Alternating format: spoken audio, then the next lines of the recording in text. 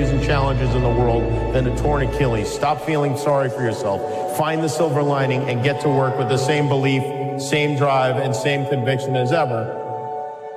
One day, the beginning of a new career journey will commence. Today is not that day. If you see me in a fight with a bear, pray for the bear. I've always loved that quote. That's Mamba mentality. We don't quit. We don't cower. We don't run. It's a hurting, but the Lakers down by 2, and they want him and need him at the free throw line. Got it. Yeah. How the hell do you tolerate that kind of pain? I tell this example, and I think this is the best way to explain it. Your kids are upstairs, wife is wherever she may be, it's going down, all right? I'm willing to bet that you're going to forget about your hamstring. You're going to sprint upstairs. You're going to grab your kids. You're going to make sure your wife's good. You're getting out of that house, right? Hamstring be damned. You're not going to feel your hamstring. Right? This is another obstacle. This obstacle cannot define me. It's not going to cripple me. It's not going to be responsible for me stepping away for the game that I love. I'm going to step away on my own terms. And that's when the decision was made that, you know what? I'm doing it. I'm doing it. Disgust. Disgust. Disgust is a negative emotion, but it can have a very positive, powerful effect. Disgust says, I've had it. What an important day that could be. Most people will not understand your obsession, your drive, and your determination. Success is a lonely journey. That's just a reality. And most people are not going to understand why you're so driven, why you're so obsessed. And if you and I definitely don't want to give 100%. And I can cheat. I could kind of half-ass it. I can. But if I don't, and I get through it, when that time is up and the lady says namaste and everybody gets up, I'm like, man, I made it. I lost 15 pounds. My yoga mat is drenched to the point where I could literally wring it out and fill a jug up with water. But through that struggle, I will now have a better day, and I better do it again tomorrow. Why you need to go all in. The main reason you need to go all in is because you have nothing to lose, bro. When you think about it, guys, you're already broke. Okay?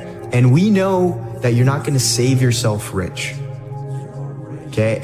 And we know that if somebody else is all in and you only have half of your foot in to the water and you're not ready to jump, that guy's going to beat you every single time. If your job is to try to be the best basketball player you can be, right? To do that, you have to practice, you have to train, right? You want to train as much as you can, as often as you can. So if you get up at 10 in the morning, train at 11, right? 12, say 12, train at 12, train for 2 hours, 12 to 2.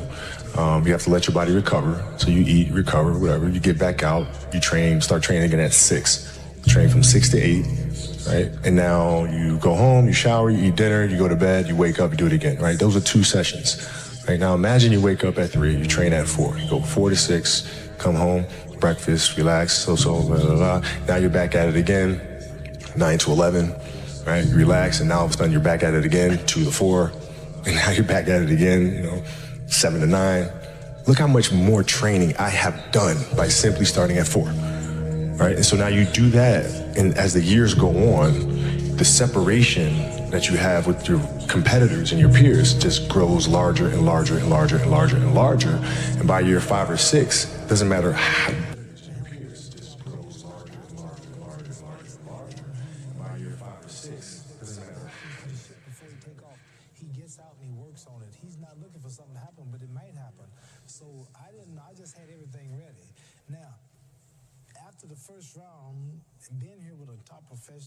is the great, had so many knockouts, never been defeated, never been even scratched. I didn't know really how good he was, so I had to come in. I was a little nervous and with everything ready. After one round of dancing, I found out that this would tire me out. So the ropes. I figured that out. Make sure that the action is not what somebody told you to do. Make sure the action is the product of your own. The biggest difference between people who win and people who lose is that winners expect to win. Winners are not surprised when they win. Like when I win, I don't overly celebrate because expected that to be the outcome. Amateurs, when they win, they're surprised, and then they over-celebrate. And like I said, when they over-celebrate, they become ineffective because they're taking their eye off the game for way too long, right? I won the week this week, and then they talk about that 1 week for the next 6 weeks. And the next 6 weeks, the guy who expected to win is still going just as hard. So it's an expectation. That's the difference between winners and losers that I think in terms of not so much their self-talk, but just their attitude. You're gonna know what it's gonna be like to make it personal. Because I'm gonna make it personal. Because it's always been personal to me.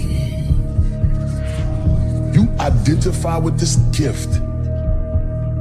We all got the gift because it's something that we've all been blessed with. At some point, if we listen to that little thing that speaks to us inside, some people call it instinct, some people call it a vibe, some people call it an energy, whatever the fuck you call it. Some people call it a voice. Whatever that thing is, bro, if it sparks the thought that changes the whole trajectory to what your life can evolve into because you took a second to listen to that shit, you are identifying with your blessing. You are identifying. The greatest fear you face is yourself, because we all have dreams, and it's very scary sometimes to accept the dream that you have. And it's scarier still to say, okay, I want that. It's scary because you're afraid that if you put your heart and soul into it and you fail, then how are you going to feel about yourself, right? So being fearless means putting yourself out there and going for it. No matter what, go for it. Not for anybody else, but for yourself. And here's a philosophy that really changed for me everything. Be so busy giving other people recognition, you really don't need it for yourself. I learned to recognize people for small steps of progress. Every little thing I could think of. Figure out rewards for small steps. And what works is, if you dedicate your time,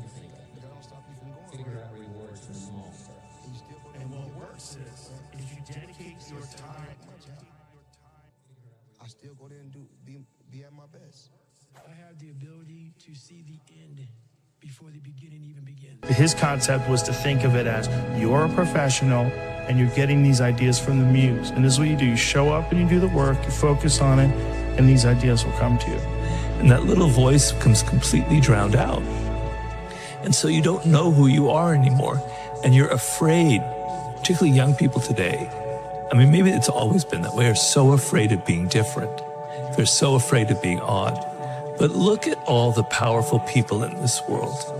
Look at your Elon Musks. Look at your celebrities in entertainment, in business, in politics. They're one of a kind. They have I hate that word, but it's like a brand. They're different. They stand out for something that's truly different. Even Albert Einstein, there's nobody else like Einstein. There's nobody like Da Vinci. Okay? That's where your power lies. And you'll go, oh, but Robert, those are people that were brilliant, that were talented. I'm not like that. I don't have that. Well, bullshit. You do have that. It's just you're forgetting about it. You don't want to put the effort into it. And there's no one more narcissistic than someone who's smart. And if you are smart, that's a real temptation. It's a real temptation. It can make you bitter as hell. The most bitter people are the smart people who aren't successful because they feel that their shining light wasn't given due course and that the world should fall at their feet and didn't. The way the world works, you don't get a gift without a corresponding temptation. And intellect is certainly, it has the same characteristic. You can go very spectacularly wrong if you're smart. And it's pride that does that. When you set a dream and you say, this is what I'm going to do, I'm going to do this, I'm going to do that, and you make a plan, and then plans are good. But if you come to a certain point where there's a tree across the road or the bridge is out, you can't. There is dedication and hard work, to be able to work 100% all the time. This is, if it exists words, this is my secret. He's a legend. He's one of these big names that stays forever in football history. But the guy he motivates himself with numbers, with new things. He wants to win the gold ball X times and the golden boot X times, and he wants to not just to play these Euros. He's already thinking that he wants to play the next World Cup. Does he get angry when people say maybe Messi's better? Would that infuriate him? I don't think so. I just think that critics motivates him. I think he feels if people criticize me, it's because I am who I am, and I did what I did, and I still try to do, and he gets that as an extra motivation. I think as an opponent, you should be quiet and don't say a wrong word about him, because that would be always a motivation for him. I think he's the player that everybody knows he is, and mentally really very, very strong. Once again, as you say, it's Cristiano Ronaldo, and it's controversy once again. Why is it always the case with you? I don't know why. Maybe someone's don't like me, but because maybe I'm too good. It is what it is. The life it's completely difficult. We have obstacles in our lives, and I will keep running to fight against the people who don't believe me. And the life is a challenge, and I want the people that they're wrong. I'm there every morning.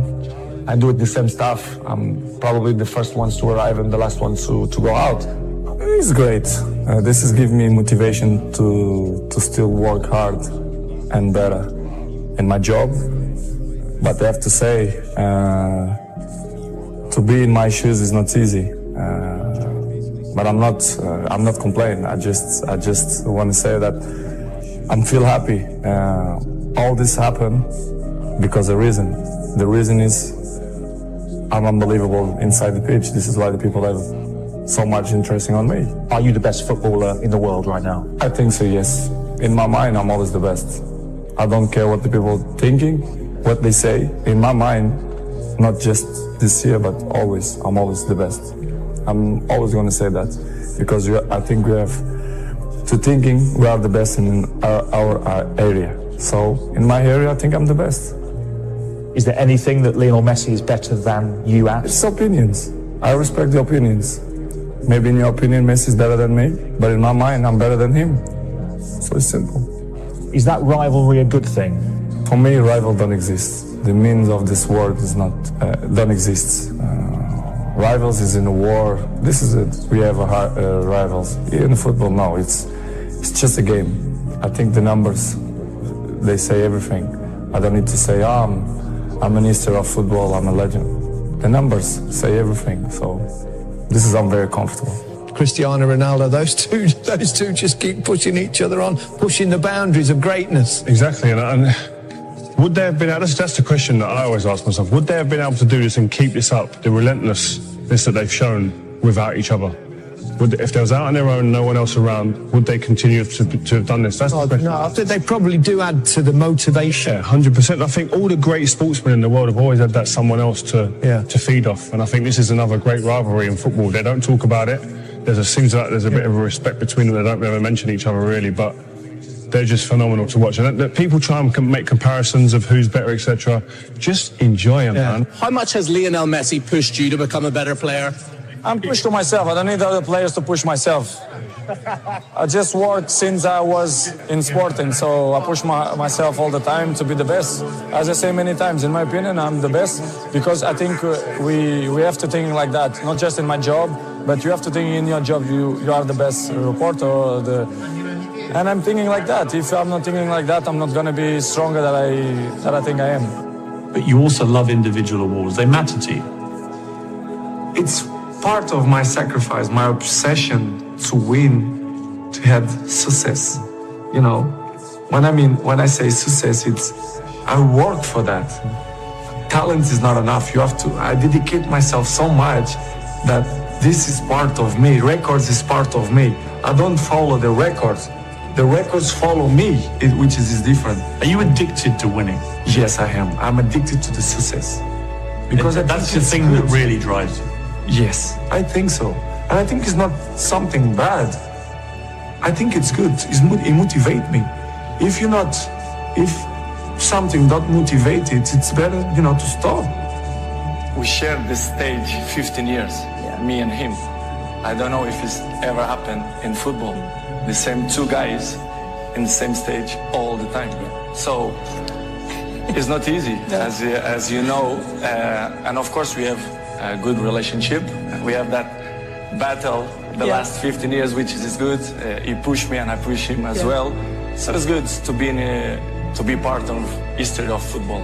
I'm there, and of course he's there as well. When I was at Manchester United, and you think, who was that person who had a massive impact on the club while they were there? And you can't look no further than Cristiano.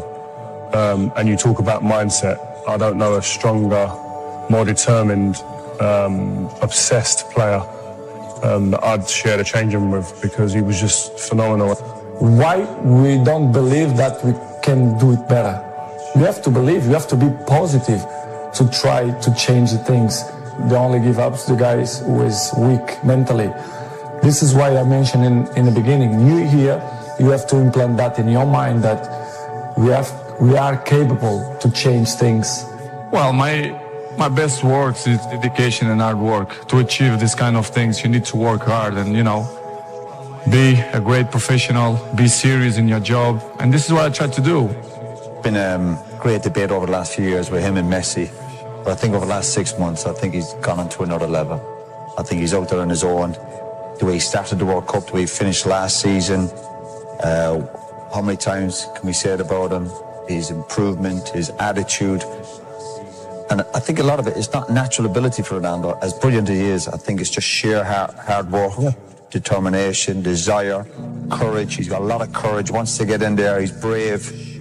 I've said it before, the guy's a genius. This difference between making it because of talent and making it because of work ethic. You said to me you felt like an enormous percentage of your success has come from work ethic, and that there's sort of an unfair perception maybe of you of just being hyper talented, and that's where all the success comes from.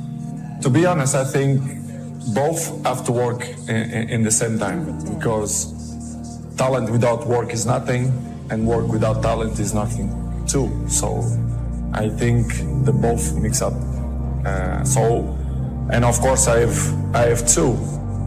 I'm not will say that I have more one than the other one, because if you see my whole career for the last 20 years, my level was high, and this is, as you can know, it's really tough. Not only in a football, but in any area. If you are top for 20 years is unbelievable. My biggest motivation is to carry on, to still enjoy, to make people happy, to make my family happy. So for me, I have both talent and work ethic. But the fact is that he has shown that it's not just ability, it is hard work, and he seems to be getting the fruits of all the hard work that he's put in down the years. He looks like somebody who will not put anything that's not going to benefit him inside his body. For example, you arrive home, you had a lunch, you do it a quick nap, and you wake up, you play with your kids, blah, blah, and I have to go to the gym at least 30, 40 minutes, but this will make the difference in the end of the day, you understand? If you not do it that work, you miss one. The next day, it's 2 sessions that you lost. And I know in the end of the day, in the hand, they're gonna make a huge difference. This is why I'm 34 and I look 28. Every year is a challenge for me to be better than last year. So I know it's tough. Last year was amazing. 2 years ago was amazing too. So my job is to continue to work hard and dedicate myself 100% in my job and win trophies, collective and individual too. He said, let's go and having a lunch after training. Go to his house, he was few people on the table. I look at it, it was just some salad, plain white chicken, no juice, just water. So we have a food, quickly a lunch, and after that, he said, let's go in the garden and play two-touch. I said, Cristiano, we just finished, so we go playing two-touch. After that, let's go for a swim. After that, let's have a sauna, jacuzzi. I was like, Cristiano, why we didn't stay at the training room? So that's why I say Cristiano deserves everything he got right now. So I'm really happy for him, and he deserves. He deserves because he works so hard and he's a machine. Rio beat him in front of everyone, so we screamed, and Cristiano was so angry. He sent his cousin by a tennis table. The gold medal, I'm glad that happened to me. I think that's the best thing that ever happened to me. Because that right there pushed me. I mean, it just pushed me to a limit that I can't even really even talk about. It pushed me. It made me want to be the best. We all go through certain trials and tribulations in life that we have to deal with, and certain things make us stronger. And in 1996, them cheating me made me stronger.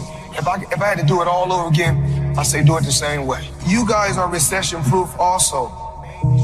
Find a way. Find a way. Know what y'all want to do. You can be 30, you can be 40, you can be 50. You still got a chance. You got 24 hours in a day. 8 hours you sleep, right? And most people work a 9 to 5. So 8 hours you working. So we have 16 hours. We got breakfast, lunch, and dinner. So we'll be at night. That's 19. It take you an hour to get ready. So we had 20 hours. You guys cannot spend 4 hours going talking about, oh, they lying. Oh, I like this photo. Oh, they faking. Sending photos to other people. Y'all got to get focused. I'm where I'm at because I'm focused. Tunnel vision. I'm focused on what I got to do. You know, this dream that I had started years and years and years ago. You know, no matter what my dad did, you know, because he done whatever he had to do to give me a finer life, to give me a better life, to give me the best life that he could give me. And everything happens for a reason. Even when my dad was incarcerated and he went away, I still would hear his words in the back of my mind. Continue to work hard. Nothing is gonna come easy. Every day I say to myself, after my last fight, I say, this is nothing but organized, legalized street fight. I'm able to make hundreds of millions doing what I like to do in front of the police. Everyone sees us on All Access or when I was with HBO 24/7. They see all the flashiness, all the shit talking, the trash talking. I had a game plan. And when I say TBE, it's no disrespect to no legendary champion. Because every fighter that's in this room has to feel that he's the best. If not, you in the wrong sport. If somebody right now in here hit the lottery, the first thing they're gonna say is give it all to me. Because they don't know no better. Because rich and wealth is two different things. When you're rich for a short period of time. Rich is short term. Wealth is long term. You can have 100 million, but if you don't got no game plan, it's gonna be gone. Being around certain individuals, like even being around my billionaire buddies, you know, every time I got around my billionaire buddies, I was more like, it's cool to come over your house, but I need a house like this. Yeah. It's cool to ride on your yacht, but I need a yacht like this. Yeah. It's cool to ride on your jet, but I want a jet like this. And I said, no, I don't want to ride on yours. You show me how to get it. You can't be my friend if you can't show me how to get it. Because once they show me how to get it, then I can install it in my children. So it's about wealth. You know, I'm no longer rich, I'm wealthy. Well, most people probably have $1 million if their money management skills was right. You know what I'm saying? But they spending the money fast as they get it. You get a couple $100,000, you go buy a $100,000 watch. It's easier to make the money. It's harder to save. You know what's crazy is because coming from where I'm from, we thought all we needed was $1 million. We just wanted to become a millionaire. That means 1 million. Until you get it and you realize it ain't enough. We're living in a generation and a time where like people think it's only cool to be a boss. You know what I'm saying? And that it's uncool to be an equal partner with somebody. I just think boss a 4-letter word. Like, what does it mean outside of the action? If you're not doing boss shit, why you want to be a boss? Do you even know what being a good soldier is? Because some people, again, they offended by the idea of being a soldier, not me. You know what I'm saying? Like, I can step into soldier role and back into boss role at any moment. I play every role. You know, I heard a quote one time from Vincent van Gogh that really rang true. He said, he has dedicated his life to his art, and he has lost his mind in the process. When I sat and I thought about that, it sounded very familiar. I have given every single thing, every ounce of my life to this craft, to perfecting my craft, and I continue to do so. And in the process, I have lost my mind to regular society, to people who wake up at 9 a.m., who clock out at 5 p.m. They would look at me and say, I've lost my mind, but me, I have found it almost. My name is Conor McGregor. I'm a professional MMA fighter. My dream is to be world lightweight champion in the UFC, have more money than I know what to do with, and have a great life for my kids, my grandkids, everyone in my family, everyone that's come up with me. That's my dream. My dream is to be number one. Most young men, why they got into martial arts was to defend themselves. I started off really into football. That was what my first dreams were, you know, being a football player. How good you were at playing football and how good you were at fighting, you know, they were the two things where I grew up. And then maybe as I start going outside my little estate and all, conflicts start happening. You know what I mean? I had to kind of think to myself, right, I need to be able to defend myself now as well. Not even to get back at anyone around, just to kind of be like, all right, this guy knows what he's at, just leave him alone. No, that's it, I don't know why I'm doing it other than that really. Now I'm obsessed. I was working in the plumbing business at the time, yeah, but it would have been around that time that John, I left the plumbing business. How bad was that? The plumbing? Yeah. Horrendous. It was just a horrible, horrible time, and I was like, you know what, I don't want to do this, and then I just left, and then I just stopped going, didn't get out of bed. Then my dad would come in and try and bait me out of bed, and we'd have fights, and literally, for a good while, I didn't really speak to my dad. We just kind of stayed away from each other. Anytime I come across my dad, anytime we did speak was to fight. Why did it get to that point, to where he was that mad? Because I was doing absolutely nothing. I was out getting into trouble. Yeah, basically felt like I was doing fuck all. I was a waster. You know, I was a waster. Got that, called that a lot, you know what I mean? But the real stress and the real fights come from the mortgage, come from this stress of home. A lot of people are getting evicted from their homes around here. So that's something that I grew up with. That was a big stress in my family. It caused a lot of stress. So I just wanted to give it back and help out and just do that. And my mother and father are still young. Now they have their feet up, they can relax, they are in a new place, so it's good. That's something I always dreamed of. I always visualized what giving would feel like, given to people who have given to me, what that would feel like. I always dreamed of just showing up one day and be like, here. I always visualized good things, success, abundance. I visualized it all, and it's all happening. If you have a clear picture in your head of something is going to happen, a clear belief in that it will happen no matter what, then nothing can stop it. You know what I mean? It is destined to happen, and that's what happens. You know what I mean? It's perfect. I'm fighting myself. You know what I mean? Because you are fighting yourself. There is no opponent. You know what I mean? It's you versus you, and I'd say I'm fighting myself in there. I'm gonna beat myself. Not even martial arts, life, you know what I mean? It's always you versus you. If you're competing against other people, you know what I mean? Competing against others, and you're going to become bitter. Eventually you'll become bitter. But if you compete against yourself, you'll become better. There are no restrictions. There are no limits. There's no one trying to get something from me, or trying to make me do this, or make me do that, or send me here, or send me there, or stop me from going full. I'm free. I go in and do as I please. This is my time now. So it's a beautiful experience, and it's almost an out-of-body experience, and it becomes very, very addictive. So that's what you're seeing here. I'm addicted to that feeling, and I will do anything to get in there and get that feeling again. I truly believe we are all equal as human beings. If we are obsessed with something and we truly pursue our passion with everything we have, regardless of anything else, if you are obsessed, work hard, put in the time, you will succeed. And that is a philosophy that I carry, my coaches carry. And to see LeBron James, who's like a mega superstar over here and a phenomenal athlete, share that belief is inspiring right back to me. It shows that we are thinking correct. You know, this is hard work. This is an obsession. Nothing can beat hard work.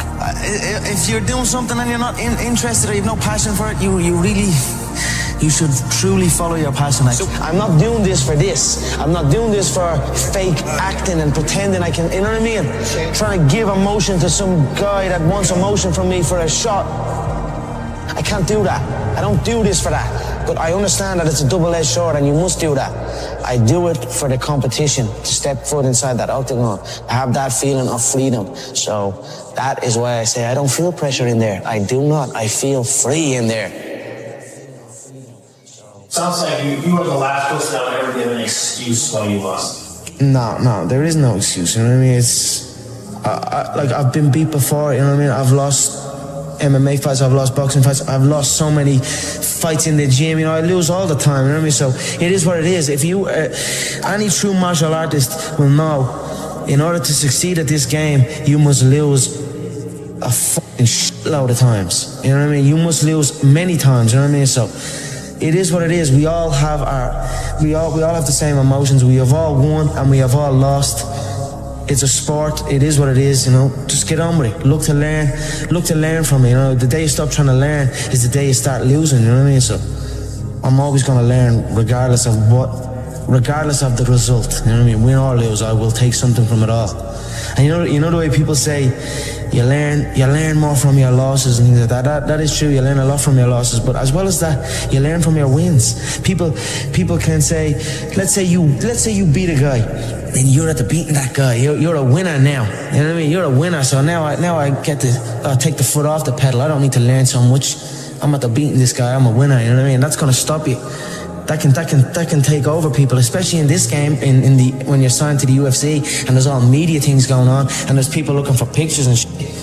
That can take over. That can make you feel like you're bigger than you are. You know what I mean? That happens to guys. You ever see guys that I see guys all the time coming in that are around this company since day one. Their performances just stay the same. They stagnate. Their performances stagnate. Then they get even worse. You know, they arrive on for the fight out of shape, not looking in shape, barely made weight, sluggish. You know what I mean? That's not going to be me. I stay ready. I'm always in shape. You know what I mean? Not going to catch me out of shape. Win or lose, I'm going to be ready to go. No ego. You know, you can't have an ego in this game. We've all won. We've all lost. It is what it is. Just keep going, keep doing your thing, keep working hard. I'm a cocky motherfucker, but if you come in and you get me, I'll stand before you and I'll stand before everyone and say, you got me. I'll get you next time. And that's it. Every human being, everyone in here at some stage, we face loss. We've all lost something. You know, we all know how a loser on the night feels because we have all lost at one point or other in our lives.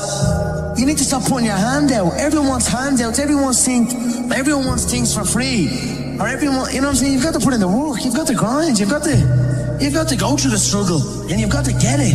If you deserve it, go get it. You know, don't complain. Don't cry. Get the fucking work and go get it. I've been listening to laughter all my career. I've been listening to them laugh my whole career. They've been laughing. What? An Irishman win a Cage Warriors world title? Hell no. You serious? An Irishman win a fight in the UFC? Hell no. Laughs all around. Okay, you gotta win. Now he wants to win a world title? Hell no, he's all talk, he's all hype, he's a joke. Laughter all around at the Joker. Then the Joker goes and wins the world title. Now he wants to win a second world title. More laughter. Listen, the sound of laughter and the sound of doubt motivates me. So I'm enjoying that. I seek that. I don't feel no doubt. I don't feel that going and fighting any of these other UFC bums right now. They need to rise up. Right now they're down there. I've got this situation where people are truly doubting me, like they doubted me at the very, very beginning.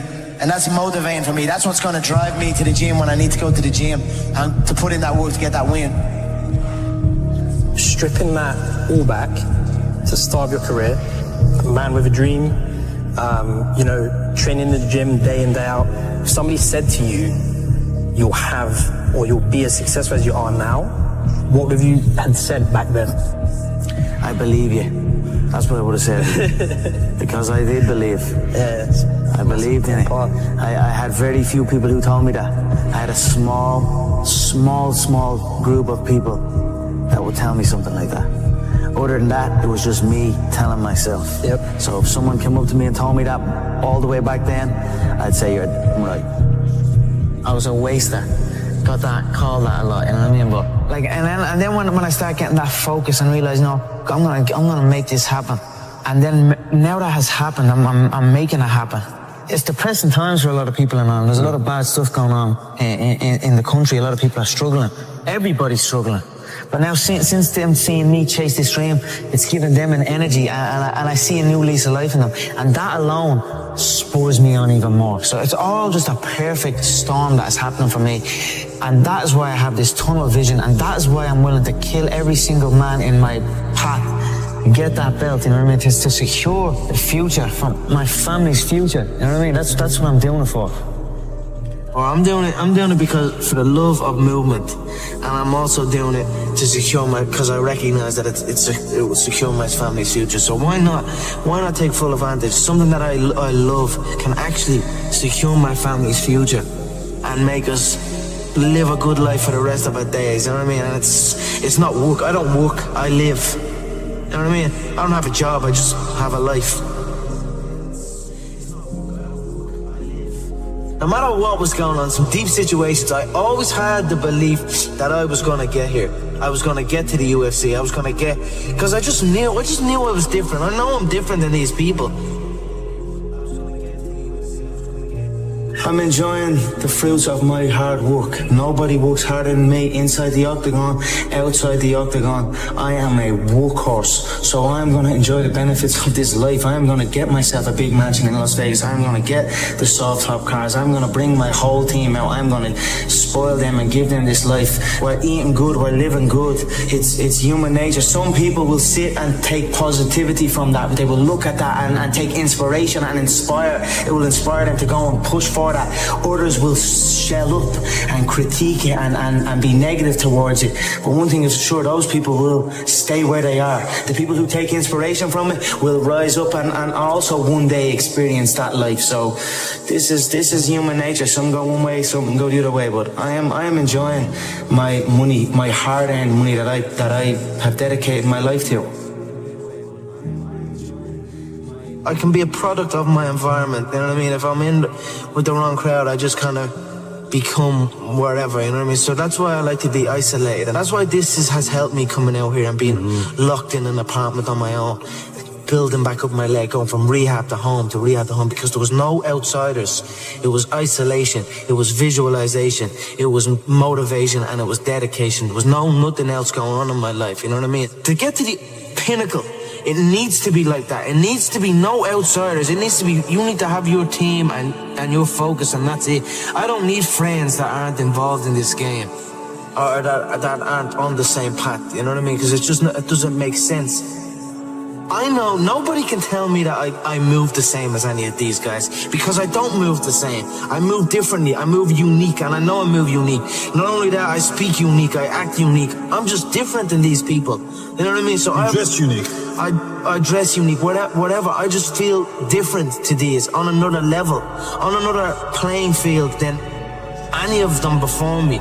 That's why I know I have no doubt in my mind that I'm the great, that I will be the greatest of all time. But in my head already, I am better than everybody, and I know, you know, there's a lot of hate come from people, you know. But I know, and I will prove. You give me time, and I will prove it to everybody. When you're chasing your dream and when you're working hard, chasing something you love and completely dedicated, it just happens. You can't really notice it. You know, even still to this day, I'm in an amazing position in my life, but I'm still working like I'm not. I'm still working like I'm not in this position. Absolutely. I'm still working like none of this is even. It's just something I love to do, and I just keep pushing. I keep working hard. I can't pinpoint an exact moment for you, but if anything, I always felt like it was happening way back then, and now it is happening. But now I almost feel like it's not happening. You know what I mean? And I want to push to something else. Absolutely. I'm always striving to push forward. No, I don't like thinking too far ahead. People set like goals, long distance goals, and that's too much for me. I already feel like I'm living it, and then I just carry on doing that. You know, carry on day by day, already living the final goal, the goal of being the world champion. I already carry myself like I'm a world champion. I already speak like I'm a world champion, and that's it. I just carry on day by day. So I'll take it as it comes. You know, hard work pays. I put in a hell of a lot of work all throughout this build-up in the fight. I pumped out more content than anybody, more content than Fox, more content than ESPN, more content than BT Sport, more content than everybody on the Mac Live on my own channels. You know what I mean? I'm a fucking workhorse from all angles, not just in the gym. But I'm building this media empire now myself, and we pumped out the content. I'm very proud of how it went. We consistently, daily movies I was releasing, you know, from like a month ago, every single day. You know what I mean? Nobody's doing that. So I'm very proud of it, and I'm very, like, the work pays, hard work pays, and I put in the work, and that's why I'm sitting at the top. I put it all on the line. I show up, I perform, and I get the results from that. So what do you think they'll say about you in 50 years? You know, I'm not quite sure what they'll say about me. They'll probably just say I'm a young kid who showed up when he said he was going to show up. And that's it. I cannot control what people say about me now or in the future. But I certainly know what I am doing, and the stuff that I have done and achieved will live on long after I am gone. I don't think there's a fighter that in the UFC's history that has done what I have done in the space that I have done it. And Saturday night, when I go out there and put Diego away in the first round, I'll prove my worth. He can do it, you know, you never know, but he's not going to be that easy the way he's been talking. So this is why I call him a clown, you know, so you guys can see everything there. So everybody have a mouse, everybody talk what they want. Pressure is an illusion, you know, but I want that illusion of pressure, you know. I heap more on, give me more pressure. So when I put this guy away and make it look easy, which I will do, people will say, how did he do that? You know, let's skip the queue. Let's jump this guy ahead of the queue and put him straight in for a title shot. Saturday night, they're going to see you're going to see a true #1 contender here on Saturday night. No, honestly, I said I was going to put him away in the first round. I put him away in the first round. It would have to be something special to come over here in my hometown and take this away from me. There's not a man alive that can come on this soil and beat me. So, Dustin thinks it's all talk. But when he wakes up with his nose plastered on the other side of his face, he's gonna know it's not all talk. I'm gonna crack him with a jab, and he's gonna wobble, and I'm gonna put him away early. It's gonna be a first round KO, mark my words. These featherweights don't understand. Until they get hit by me, it's all the first round, and I knock them out in the first round. You can call me Mystic Mac, because I predict these things. It's the old age, this is the new age. I wanted to come over here to America and show the American public the new era of the fighting Irish, and I brought my whole country with me. If one of us goes to war, we all go to war. Well, this was a huge victory for you. This is your first victory over a top 10 contender. What's next? You know what's next. That world title is next. I'm going to fly to Brazil, and if they want, I'll eliminate Chad Mini Mendes and step in and give the fans what they want. Aldo versus McGregor. This is on. Conor, you've been known to make predictions. You're known as Mystic Mac. What's your prediction for UFC 205? Like I said, he's chinny. He has a chin. He gets cracked, he gets dropped. It's happened throughout his career. He's a weathered fire. He's on his way out. He's very, very lucky to be in the position he's in. One round it will take me to knock him out.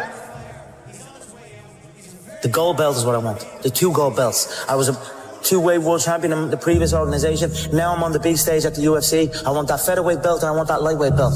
That's my goal. The money is going to come with that. Don't get me wrong. It's prize fighting. I'm after the money as well. But the money comes with the belt. And the belt is what I'm focused on. I don't care about fame. I'm gonna wrap one on one shoulder, I'm gonna wrap the other on the other shoulder, and you're gonna need an army to come take them belts off me.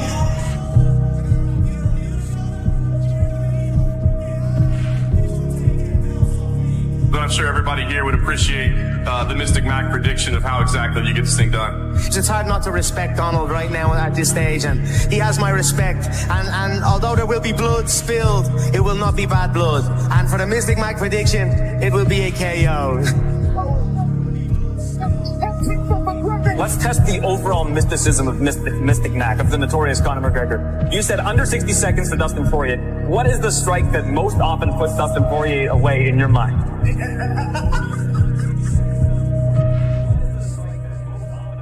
Are you the best point guard ever? Yes.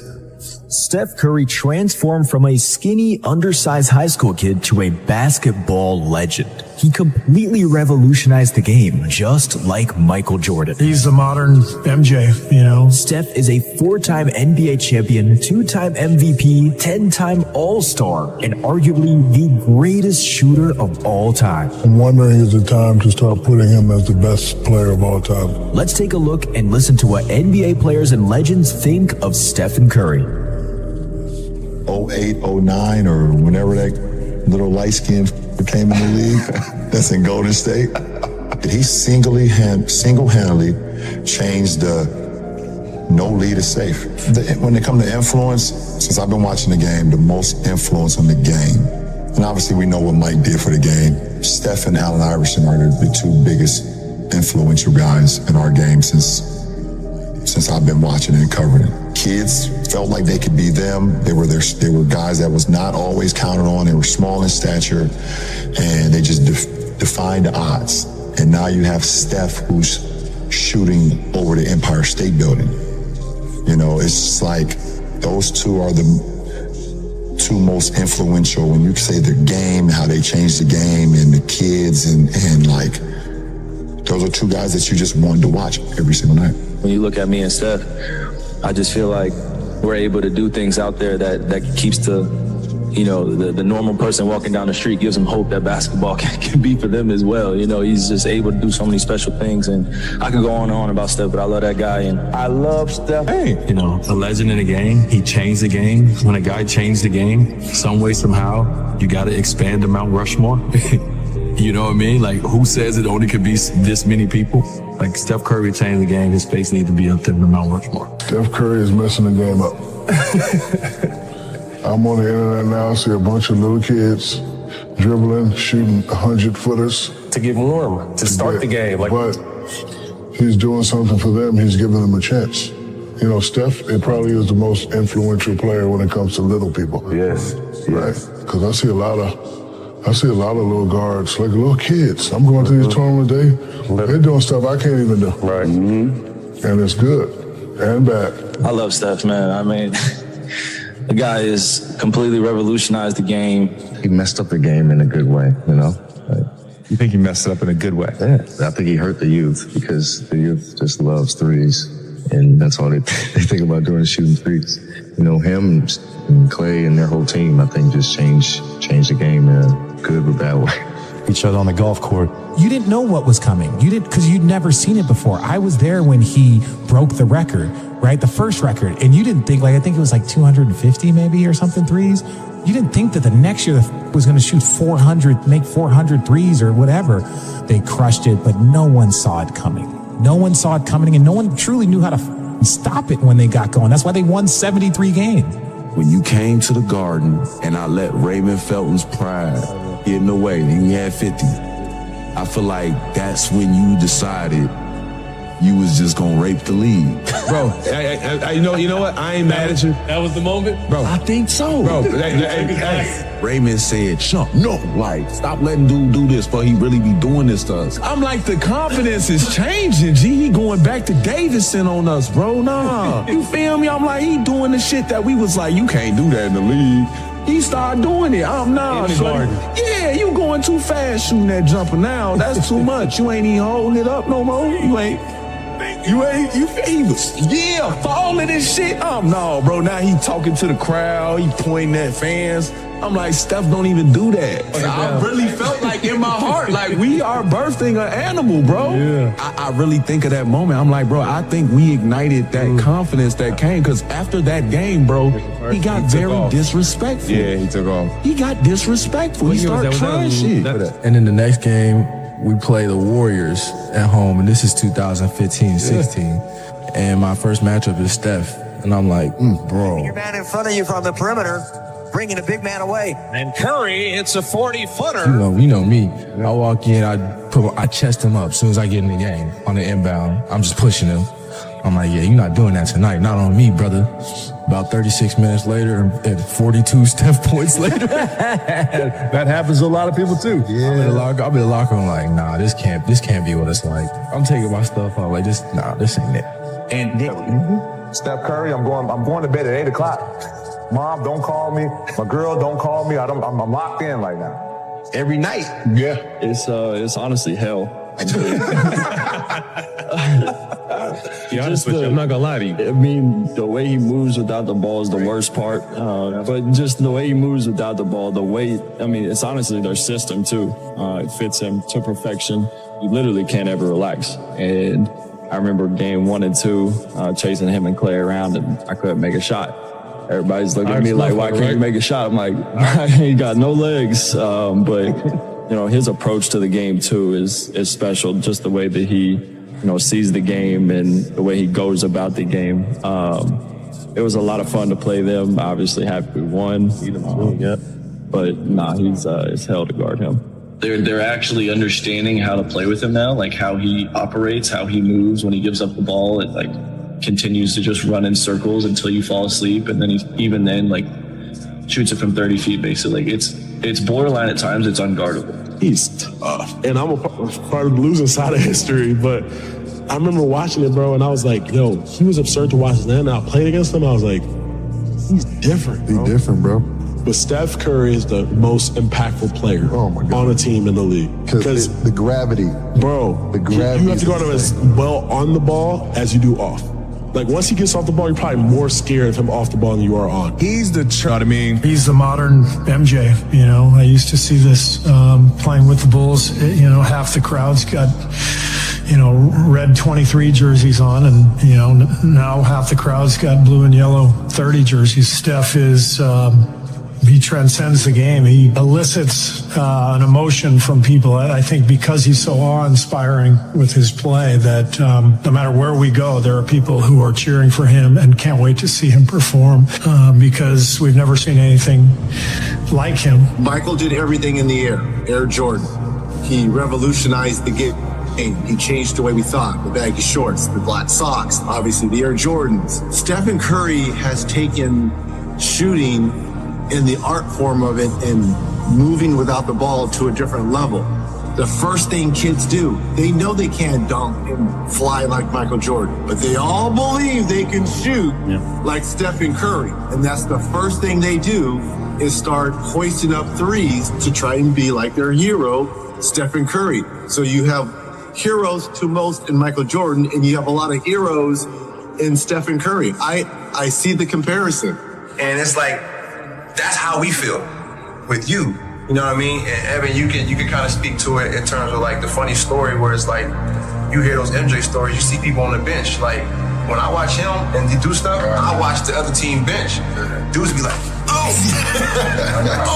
I told you one time, you told the story before, we were playing one time, you got so hot in a certain instance, I'm like, damn, like, you didn't hit 3 straight, when you hit the 4th, I wanted to turn up and be like, yo, go crazy. Go crazy. Because when you're a fan of basketball, you're a fan of the game, you start to comprehend what you're seeing. As a fan and as a player, you always appreciate it. So it's always been that part where you can, really remove yourself with the game. And, we're all, at one point, we were all high-level basketball player and, big-time athletes. So, you really appreciate what you do. Consistently the best shooter his whole career. I'm wondering is the time to start putting him as the best player of all time.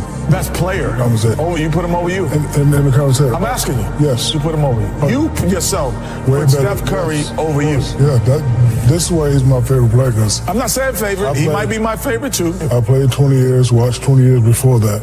I've never seen a guy like him. And he's doing it consistently, and he has championships. You know, for all the chitter-chatter, is it time to just put him in the conversation? I think he's a... I'm asking the fans, is it time to, start putting him in the conversation as one of the best players ever? When it's all, but really, he shoots those shots of the game. Yeah. This is a great time to practice. Like, we all stretching. Like, he's going to get unlimited of them. We stretching. We get loose. He's chucking it from half court. He's making them. And it's like, all right. So when he gets to the half court with 0.3 and he's asking for it, he makes it. It's like, it's no surprise. So, like, seeing his preparation made me really want to be like, all right, I can shoot from anywhere.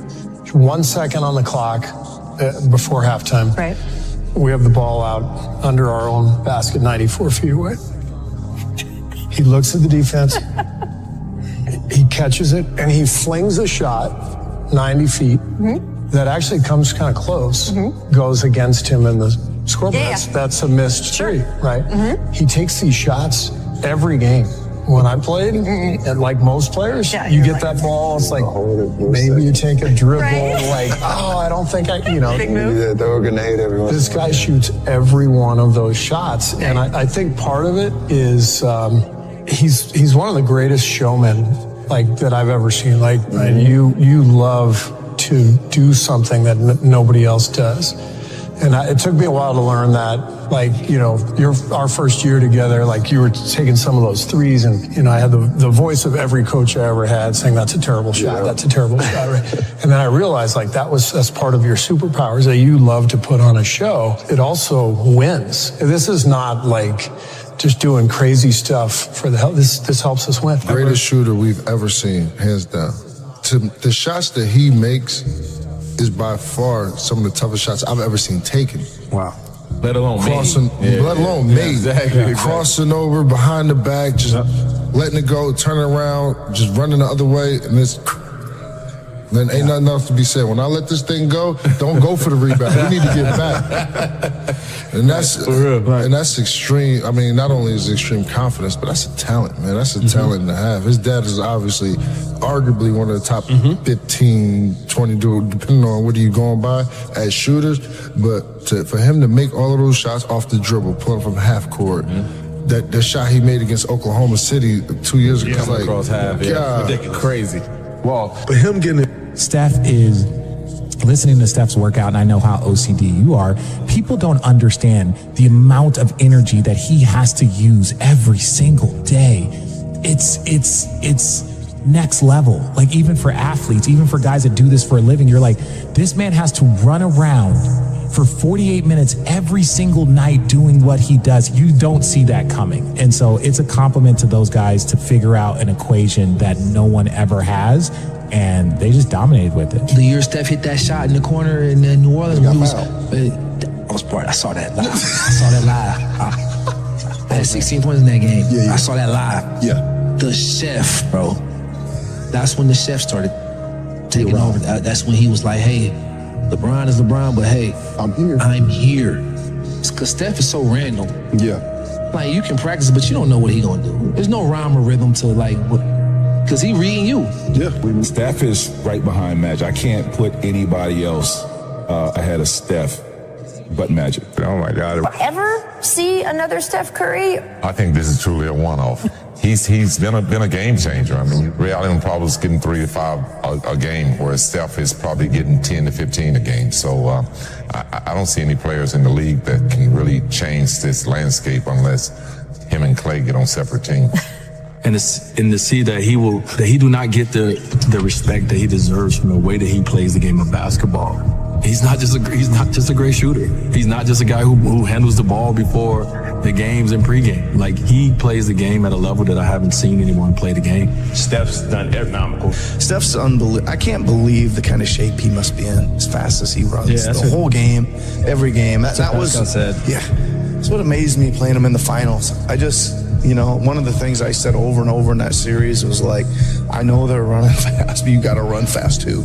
You know, we got to run fast too. Keep chasing them, you know, like play tag and keep chasing them because it's like nonstop. He's we'll give him 6'3". He's a 6'3" guard who has never had the pop and the burst and the leaping ability of some other incredible guards of this era. He won the MVP in 2015. He won the MVP in 2016 in his 20s. He's 35 now. I think Steph Curry is better now than he was back then. That is remarkable. Yeah. Let's not take it for granted. Do it your way. You don't need their permission, but you need yours. You don't need their permission, but you do need yours. You do need to look at yourself and declare who you are, and you need to believe it. You think my dreams are too big? I said, absolutely not. You're just telling them to the wrong person. For some of you, the reason why you're not taking advantage of this opportunity is not because you don't believe in it, you don't believe in you. We're gonna do the hard work now. So here's the hard work. I need you to confront you. I was created to be great. I was created to do great things. I was created to have great things, and I will no longer ask others for their permission. That person who was your hater, they thought they defeated you. That person who told you you'll never amount to anything, they thought they defeated you. You want me to tell you to give up? Huh? You want me to tell you to quit? Huh? Is that what you want me to say? Is it, you want to hear E.T. say, it's all right to give up. It's all right to surrender. That's what you want me to say? But listen to me, Greg, I can't tell you that. Some of us just grind. Some of us don't make excuses. Some of us don't surrender. Some of us don't give up and give in. It's our dream. Nobody's gonna see it like you do it. It's your dream. Nobody's gonna feel it like you feel it. It's your dream. Nobody's gonna be as dedicated to it as you are. It's your dream, and they don't have to understand, and they don't have to like it, and they don't have to do it. It doesn't make a difference. It's your dream, and you, my friend, have been given the task to make it happen, and you can't let anything stop you from doing what you were called to do. In order to achieve greatness, you must first believe you can. Because I get to decide. I'm running my life now.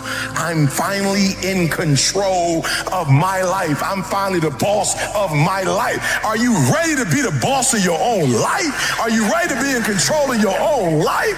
Are you ready? And you deserve to have everything you want. You deserve to live your best life. You deserve it. And stop listening to the people who tell you you don't.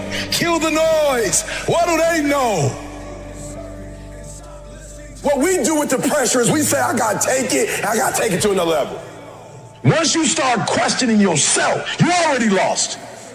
All of us will be successful in life if we don't quit. I gotta believe in me before anybody else believes in me. I get up at 3 because it's silent. It's easier to be focused when the environment is focused. Most of you wake up and you try to make money.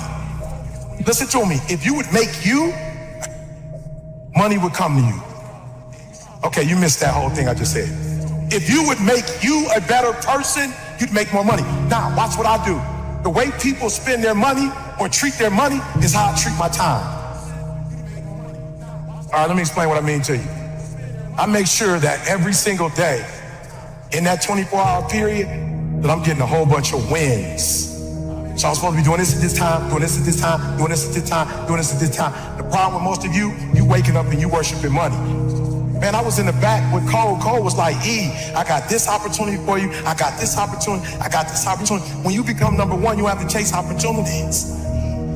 So I became number one, not meaning I'm better than nobody else. It means I just mastered my craft to the point that I know what I do that don't nobody else do.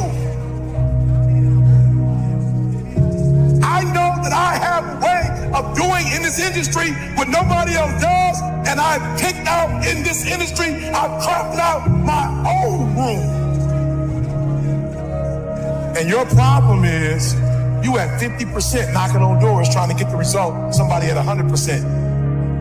And you wondering why it ain't working. Because while you're doing what they're doing, you're not they are. So why do I put more emphasis on time than I put on money? Because they print money. They don't print time. No, I'm gonna say it one more time. You are worshiping the thing that they make every day. They don't make time every day. Ain't nobody print time. I ain't met them yet. I ain't met no billionaire. I ain't met no trillionaire. I ain't met no institution. I ain't met no company. I ain't met nobody printing money. So why are you spending more time on the thing they print every day than the thing, you know why? Because you're not developed and you following other people. When you understand that the real thing is time and you ain't got a lot of it, you start focusing on your time. And when you get your time right, money will come. Some people go to Dubai once every 10 years. I'm going every other month. Why? When you master yourself, you put yourself in a position that a lot of people can't do what you do, and then you become rare. And diamonds are rare. That's why they cost so much. If you would become rare, you just like everybody else. You look just like, you act just like, you just like everybody else. When you become you and you become rare, you become When you leave this room, you will take full ownership. And the reason why I say it's my fault, even when it's not my fault, because when I say it's your fault, I give you power. I give you control over my life. And I will never give another human control over my life. It's my fault. It's my problem. I'm coming up with a solution for it. Stop being average. Average people can't forgive. Average people can't let go. The greats, we do whatever it takes.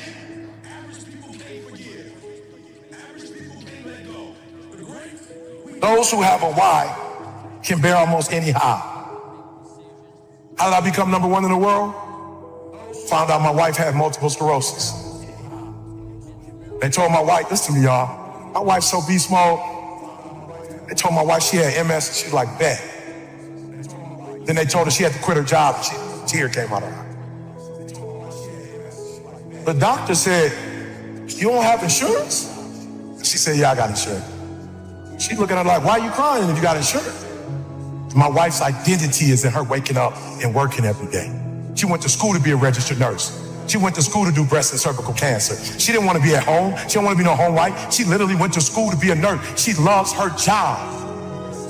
But when they told her she had to quit, my wife's like, I don't know what I'm going to do. I said, how much you make? She told me $5,000. I said, 5,000 times 12 is how much? 60 times 30 years, how much? 1.8 million. I woke up every day hunting 1.8 million. I'm number one in the world, not because I'm a better speaker. I'm not number one in the world because I look the best, because I dress the best. I'm not number one because my enunciation is the best, because I use the best words, because I got the best sentence structure, because I come from the best background. I became number one because I woke up and I hunted down the 1.8 mil so my wife would never have to work again. If you waking up every day and you want a Rolls Royce, you ain't about to beat me. If you waking up for a Bentley, you ain't about to beat me. If you waking up for a gold chain, you ain't about to beat me. If you woke up for a Rollie, you ain't about to beat me, because you're going after material stuff. I'm going after my boo. I'm going after my baby. I'm going after my high school sweetheart.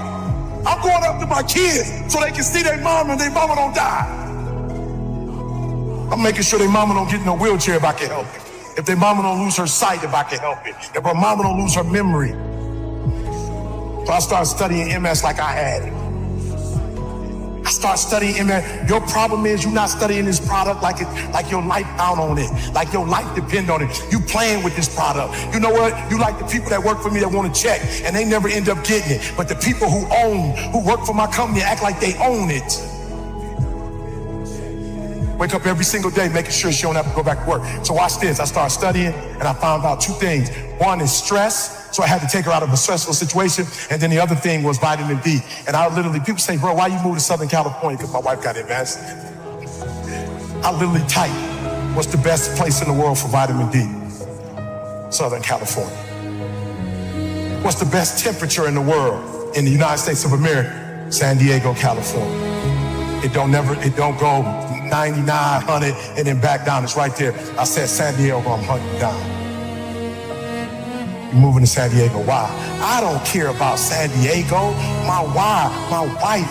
And the first year, last year, we were in San Diego. My wife said to me, when we went back to Michigan, when the summer came, my wife said, you know something? I said, what? She said, I never took a nap in California. I said, what you mean by that? She said, the sun energized me, and I never needed to take a nap. Gonna come after me. The reason why most of you can't do what you do, you keep getting knocked down, you keep quitting, because whatever your why is, it ain't stronger than the beat down you take.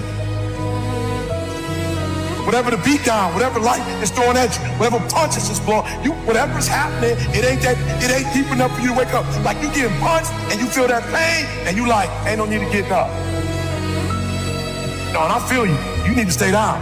Because life gonna beat you. You talking about making millions, life gonna beat you down. You talking about making millions, multi-millions, billions, life gonna beat you down. So when you feel the pain and you get knocked down, stay down. If you got a why that's deeper than your pain, every trial, every tribulation, I will my way through it. I don't care if it's cancer, I will my way through it. I don't care if it's MS, I will my way through it. I don't care if I'm struggling in school and I'm trying to get a degree, I will my way through it. I don't care if you fail the boards, go again. I don't care if you fail the law exam, go again, will your way through it. Some things you can skill yourself through, some stuff you gotta will your way through.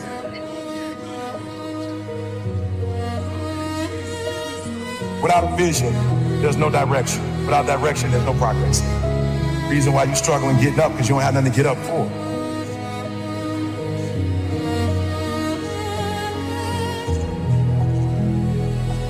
It's gonna be a dogfight.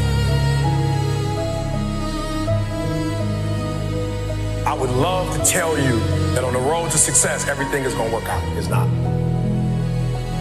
It's gonna be a dogfight.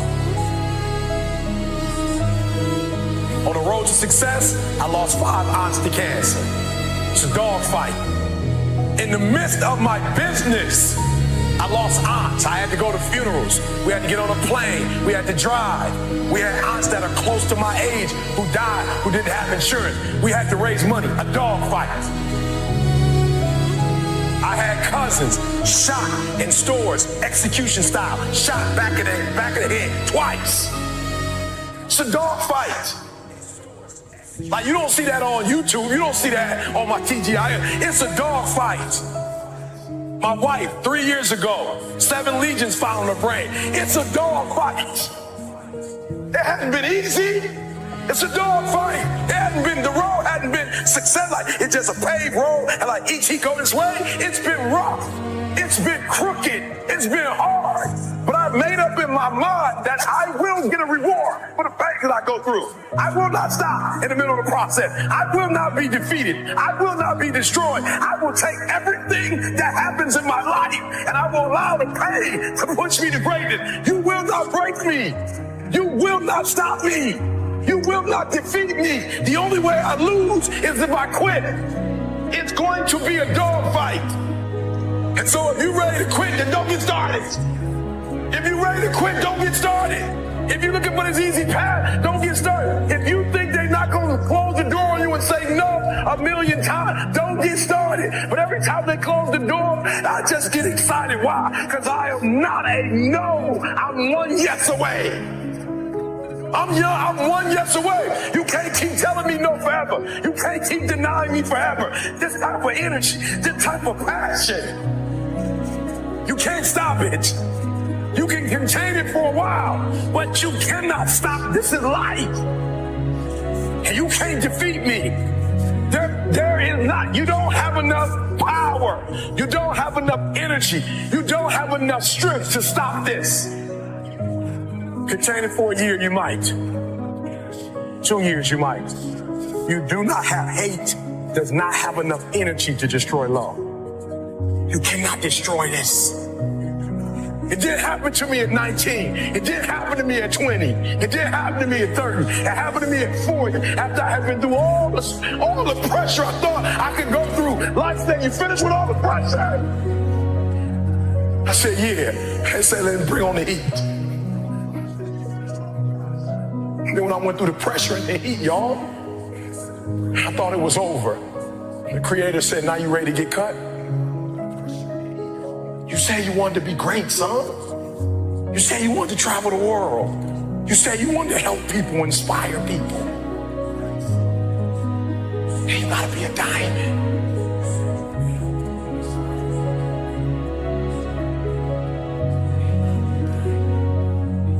In our armed forces, let's just pick one, the Navy, for instance. The first thing they teach you, somebody over here, help me out. You are in the Navy, right? They're teaching you war, right? What's the first thing they teach you? The first thing they teach you, the very first thing they teach you is how to respond when you have a jam gun. And number 2, how to carry a dead body.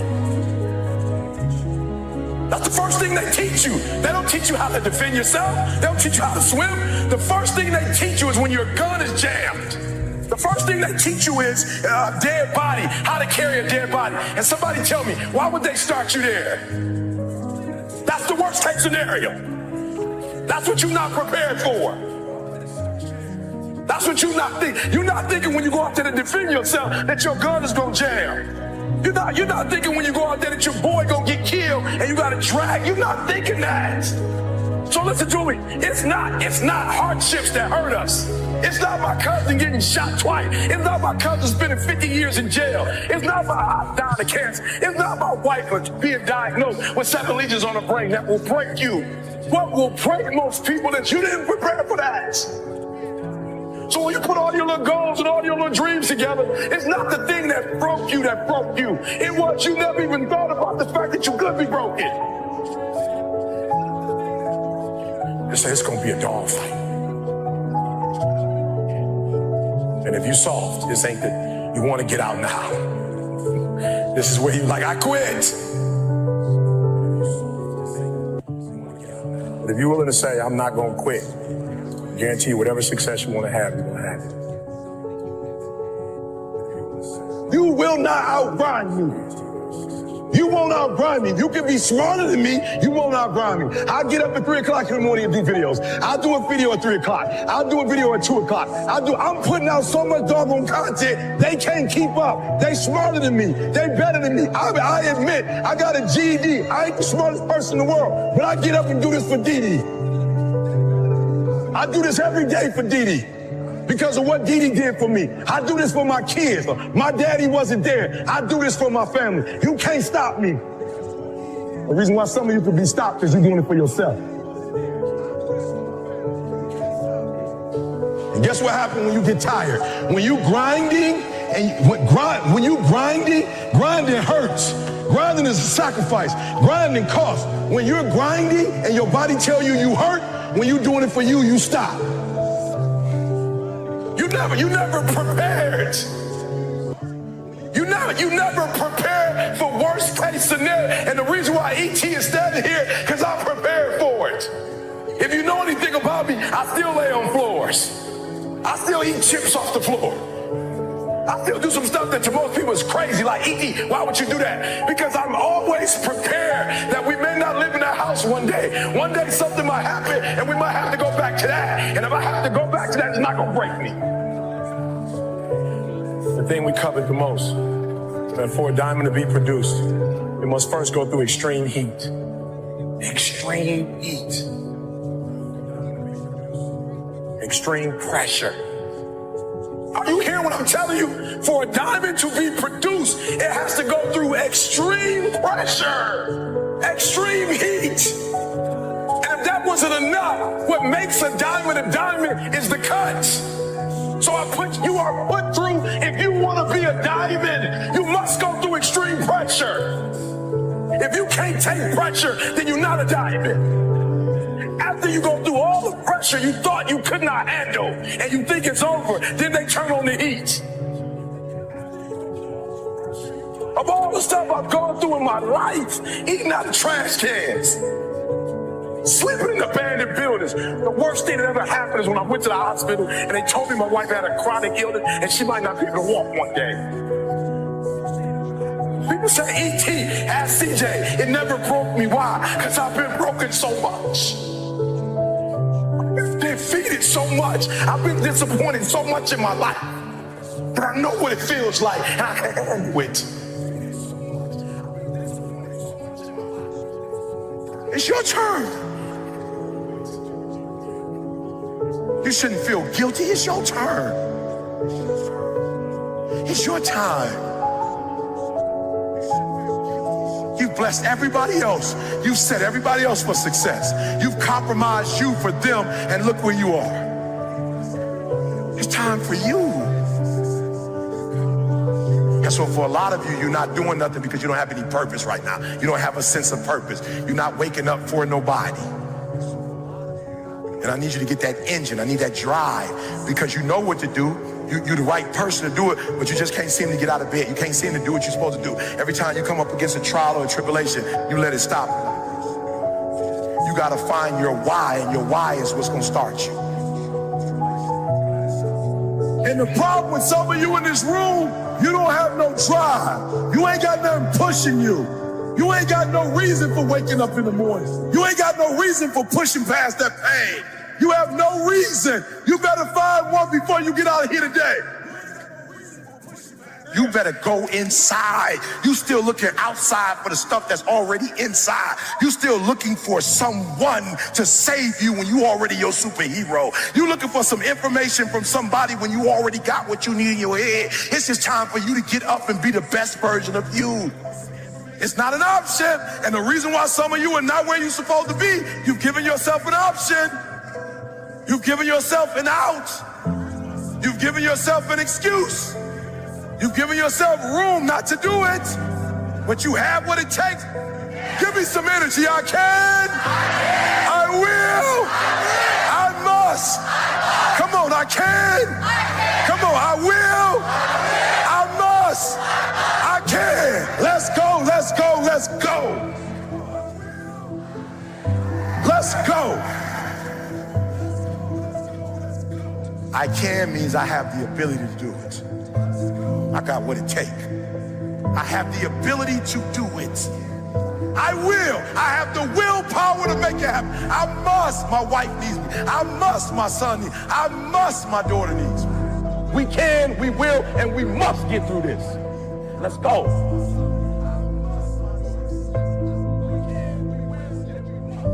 I want to ask you a question, seriously. This is going to be hard because some of you young and you like still worried about what people think about you, so you don't want to be honest in front of people. I want you to think about what level you on. Are you giving 90, 80, 70? Listen to what I'm saying for a minute. It's like I gave everything I got. I have no more to give. Like I really put 120 into this. So raise your hand if you're giving 120. Like I ain't got no more to give, E. E, I'm giving 100, E. I know I'm just doing at least what Coach want me to do. I'm doing everything Coach want me to do. I'm giving about 90%, E, I'm gonna be real. I'm giving about 90%, let me see your hand. Of my effort, let me see your hands. I'm giving about 80%, let me see your hands. 70%, let me see your hand. I need you for you to admit where you are. What is it gonna take for you to give every single thing you got? What is that gonna take? It's consistency. And so I gotta go to bed at a certain time. I gotta wake up at a certain time. There's certain things I can't eat, certain things I can't watch, certain things I can't do. And I'm talking about that grind. I got an opportunity, you got an opportunity. So here's the deal. When you have an opportunity, why would you give 80% when you have an opportunity? Somebody answer that for me. Y'all talk. Why would you give 80%, 70%? Why wouldn't you always give 120%? This right here, for a lot of y'all ain't got no discipline. It's killing you. It's killing you. And you don't even realize it's killing you. It's killing you. If you're not giving 120, I'm not mad at you. My job is not to dog you out. Because once we go back out, my goal is to come here and take you to that next level. From today on, you play whatever your best game is, you play that level every single time. It doesn't mean you're going to score every time, but the effort has it. You can always give 120% effort. Life gonna go on regardless. Mental toughness. It is in those times we have to be stronger than we've ever been before. Why? Because they need us more than they ever needed us before. I just want to make sure that the life we got left, that is sweeter than the life that if I wasn't focused and I wasn't doing what I was supposed to do. And we're going to make it the best possible. your life. You got it. What you gonna do with it? I want to ask you a question, seriously. How many of y'all in this room, you like, yo, E, it is my life, but I ain't been in control of it as much as I should be in control of it. And after the day, I'm taking more control of it. Let me see your hand. Be honest with me. Come on, let me see your hands. And so you looked up to who when you played ball? Like, who were the people you looked up to? Kobe, LeBron, CP, D-Wade, Kobe. I was the same thing with me with Dr. Martin Luther King. In Washington, like all those people, I got a dream. When I saw Malcolm, like, boom. And I saw hundreds of black men, boom. Like, let's go. I'm like I could do that. And then when I found out I could make money doing it and I could take care of my family, I was like, showtime. Like, you only got one shot, E. So hear what I'm saying. Opportunity. You have an opportunity of a lifetime. When you understand you have an opportunity, you play a little different. Here's what I want to tell you. If you're going to get it, you're going to have to have that dog. You're going to have that dog. You're going to have to be that dude that say, I'm not just going with skills. There's a one type of dude who feel like because he's gifted that it's just an automatic road for him. Let me tell y'all something. You are gifted, but you better humble yourself. You got skill and you got will. Two total different things. You were born with certain things, but to get to the next level, and not just get to the next level, to stay at the next level, you gotta have will when you get to that next level. So when you play, you have to compete. It's sports, it's basketball. Why wouldn't you give 120%? Talk to me. What would make you not give 120%? You gotta answer it. You play that level every single time. It doesn't mean you're gonna score every time, but the effort has it. You can always give 120% effort. You can't dictate if the ball gonna always go in. You can't dictate what kind of game you're gonna have. You can't dictate how your body is gonna respond to moving around. But you can dictate your what? You can dictate your good. You can dictate you can always give 120% effort. Like, here's the deal. When y'all go play tonight, tomorrow, my goal is for you to go 120. So you're gonna have the right people in here helping y'all. But if you're giving me 70, 80, 90, you ain't giving me 120, you're not gonna get out of this experience what you're supposed to get out. That's my job. Why don't you always give 120% effort? It's your turn.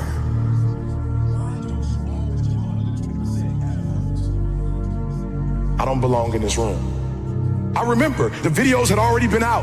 My numbers were great. And I would come in rooms and go, or like that room, like I go to a high school, like boom. I go to a youth detention center, boom. I go to a prison, boom. I come to corporate and go, I don't know if I belong in here. Everybody in the room don't look like me. They don't come from where I come from. I don't know if I belong here, and I'll never forget. I had a conversation with Les Brown. Les Brown had called me to Orlando. We sat in the hotel, and I left, and I started talking to Les, and I started naming like, yo, you, Les Brown, this person, #1 in the world. He said, don't you ever say that again. I said, don't say what? He said, you the best in the world right now. I said, what? He said, you the best in the world right now. There's nobody as good as you in the world. You're the best right now. The only reason you're not the best right now is because you don't believe you're the best now. And when you walk out this room, I want you to go in the mirror and tell yourself, I'm the best right now. He said, before you even become #1, start to proclaim it and say it long before it happens. Say, I'm the #1 motivational speaker in the world. And when I was number 20, I started saying, I'm the #1 motivational speaker in the world. And I went to the computer, and the world said exactly what I said, that Eric Thomas is #1 in the world. I spoke it, the world heard it, and it activated. Your problem is that you don't believe you belong here. Your problem is that you don't think you should be sitting down here. So listen to me. There are those of you who said, I want to be a millionaire. I want to be the best at this company, right? But your value system says you believe in sleep more than you believe in grinding. that you're spending more money than you're making. Why? Because you're a consumer, but you're reading all the books and you're saying everything the books are saying, but those books are not in alignment with your values. And if you're going to go to the next level, your values are going to have to change.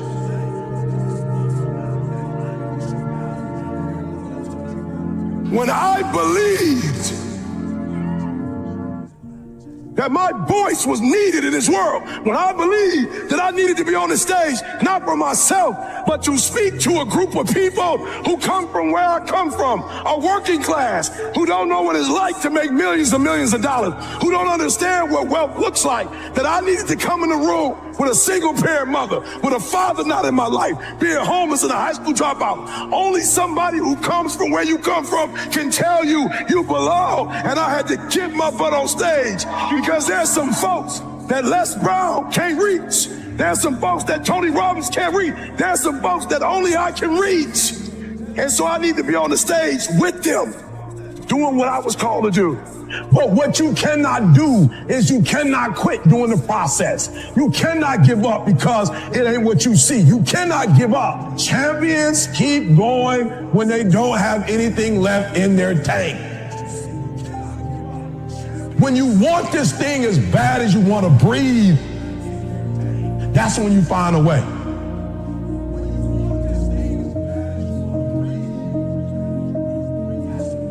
Some of y'all been working. I will walk away with stuff I never heard before, books I've never read before, audios I've never seen before, going to conferences that I've never gone, hanging out with people that I've never hung out with before. This is nothing, God. This is just a dessert. There are those of you with phones, and every new phone that comes out, you get it. Every upgrade, you get it. Every piece of software, you get it. You are upgrading your technology, and you've not upgraded yourself. Listen to me closely. When you get to the point where enough is enough, when you get to the point where it hurt real bad, when you get to the point you can't take it no more, when you get to that point, the doors start opening, opportunities start happening. Listen to me very closely. It's our dream. Nobody's going to see it like you do it. It's your dream. Nobody's going to feel it like you feel it. It's your dream. Nobody's going to be as dedicated to it as you are. It's your dream, and they don't have to understand, and they don't have to like it, and they don't have to do it. It doesn't make a difference. It's your dream, and you, my friend, have been given the task to make it happen, and you can't let anything stop you from doing what you were called to do. You have an opportunity right now that you'll never have. People say, why you grind so hard, E? I might not be the #1 motivational speaker in the world 5 years from now. I got to get everything I can get right now. Every book I can write. Listen to me. My school is being paid for by the athletic department. I'm hot right now.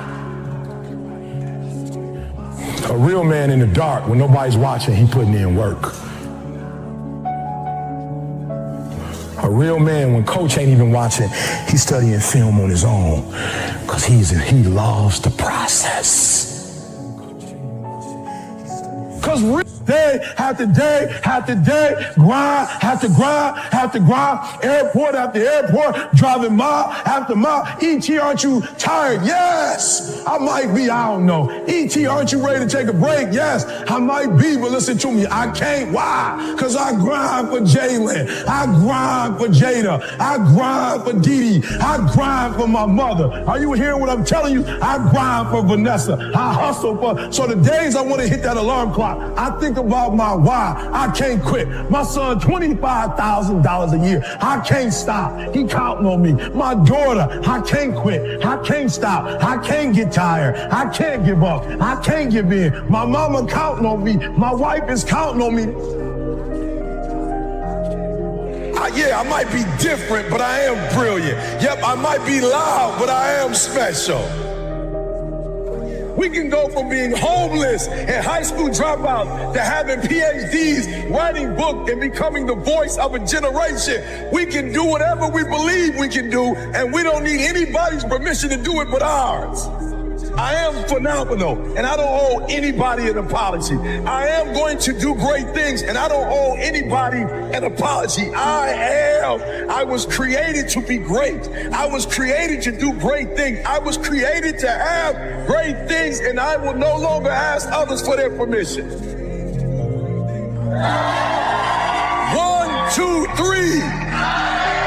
1, 2, 3.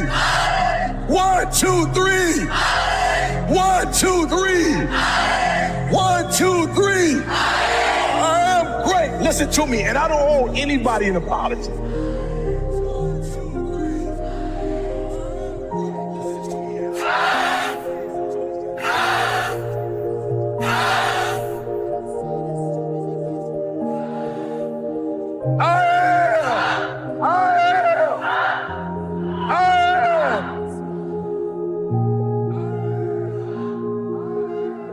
I thought if you were a good person and you do right by people, that people will take your kindness and give you kindness back. But what I realized is sometimes in this world, the kinder you are, the more they try to play you like a fool. I was delusional. I'm nice to you, you nice to me. Don't always work like that. Sometimes it's nice to me and I take advantage of you. So some of y'all, you delusional. I just need you to do me a favor. When you are delusional, you can never get the outcomes you want because the premise in which you're operating from is a lie. So you got to work from truth. And some of us don't want to deal with truth because it's so difficult. E.T., you dropped out of school. E.T., you grew up in a certain community. In order for you to be able to do what you need to do like a Tony Robbins, there's some things that you don't have in your arsenal that if you can just admit you don't have it in your arsenal, then you can go get it. But until you admit that you don't have it, you'll never be able to do it. So I need you to do me a huge favor. I just need you to be real. And the reason why a lot of y'all don't want to be real, because some of you would rather be in a lie and at least have a lie than not have anything at all. You already know that job, your boss ain't about to cash you out. You're just scared to quit and start your own business because you don't know if you're going to do well or not. You know you shouldn't. Come on, be honest. You know you still shouldn't be at that job right now. Let me see your hand. Let's just be real. Let me see your hand. You know you shouldn't still. Raise it high. Don't play with me. Raise it high. You still shouldn't be at that job, but you're delusional. That one day is going to be your day. That one day you're going to merge your job and your calling together. It's not going to happen. You're going to have to just leave. He gave me permission to say I am brilliant. I might be different, but I am brilliant. Yep, I might be loud, but I am special. He gave me permission. And so the first thing I want you to do today is I want you to keep saying to yourself, I am. And for those of you who hadn't quite started yet, I am. And for those of you who've gotten started, I am. Why? Because I can't believe that I started with a GED and that GED turned into a 4-year degree. 1, 2, 3. 1, 2, 3. 1, 2, 3. I am great. Listen to me. And I don't owe anybody an apology. I am phenomenal, and I don't owe anybody an apology. I am going to do great things, and I don't owe anybody an apology. I was created to be great. I was created to do great things. I was created to have great things, and I will no longer ask others for their permission. That Eric Thomas that grew up in Detroit and had like that Detroit mentality, while I love it, it doesn't transfer to every community. I had to let the dream destroy you. Let it strip you. Let it remake and mold you. Don't be afraid. Some of you are afraid. Listen to me. Wherever you from, if that's where you from, if you leave, you can always come back. I promise you. I promise you, when you come back, you can get right back in the conversation. Ain't nothing gonna change. I promise you, whatever world you're from, if you go to other worlds, you can always go back to that world. The version of you that you are right now is a blessing, but it won't take you to the next level. What got you here won't take you there. So let the dream destroy you, tear you down, redefine you, build you back up, make you stronger. The first version of Eric Thomas, the high school dropout, that guy would have never been able to stand here and help you. I had to destroy that Eric Thomas. No matter who you are, if you're average or if you're good, when you get around greatness and you stay around greatness, you start listening to great podcasts and reading great books, and you start hanging around great people, and you start becoming a part of great masterminds. God, you just evolve. And I don't know what happened, but every year I went from a high school dropout and homeless So I started to becoming every single day more of who I am. And I can't believe it. My next goal is to win the Nobel Prize. Why? I had to come up with something. I am giving you permission to be great. I'm giving you permission to be everything you were called to be, to do everything that you're capable of doing, to have everything you're supposed to have. Listen to me, you have to be careful when you hang around average people.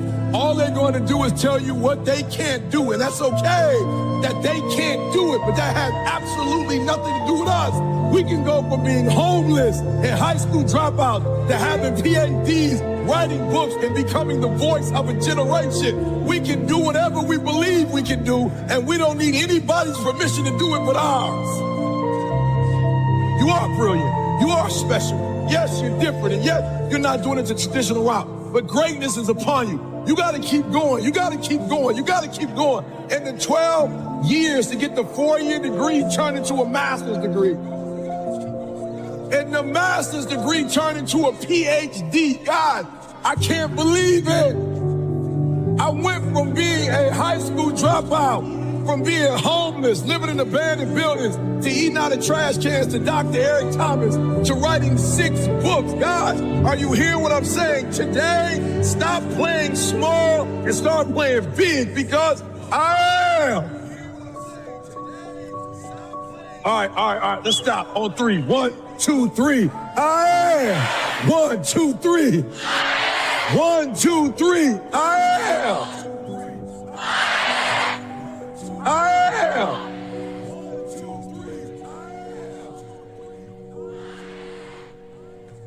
Listen to me. I was literally homeless. I was coming to church, not really taking showers. I wasn't brushing my teeth. And this guy looked at me and said, you need to get your GED. You need to leave Detroit. I'm going to send you to college because greatness is upon you. I was 16, 17 years old. I had never spoken a day in my life. And this guy saw it.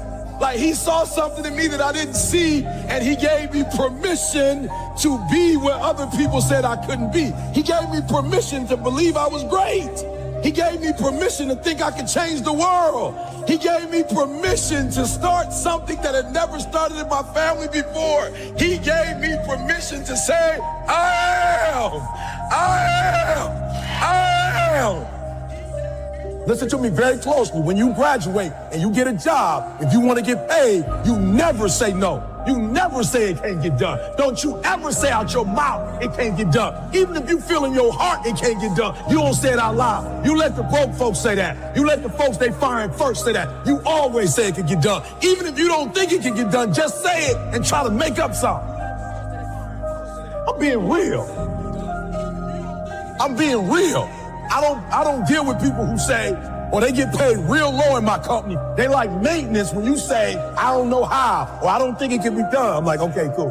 You won't be like at the end of the year, when bonus is getting passed out, you won't be getting no bonus.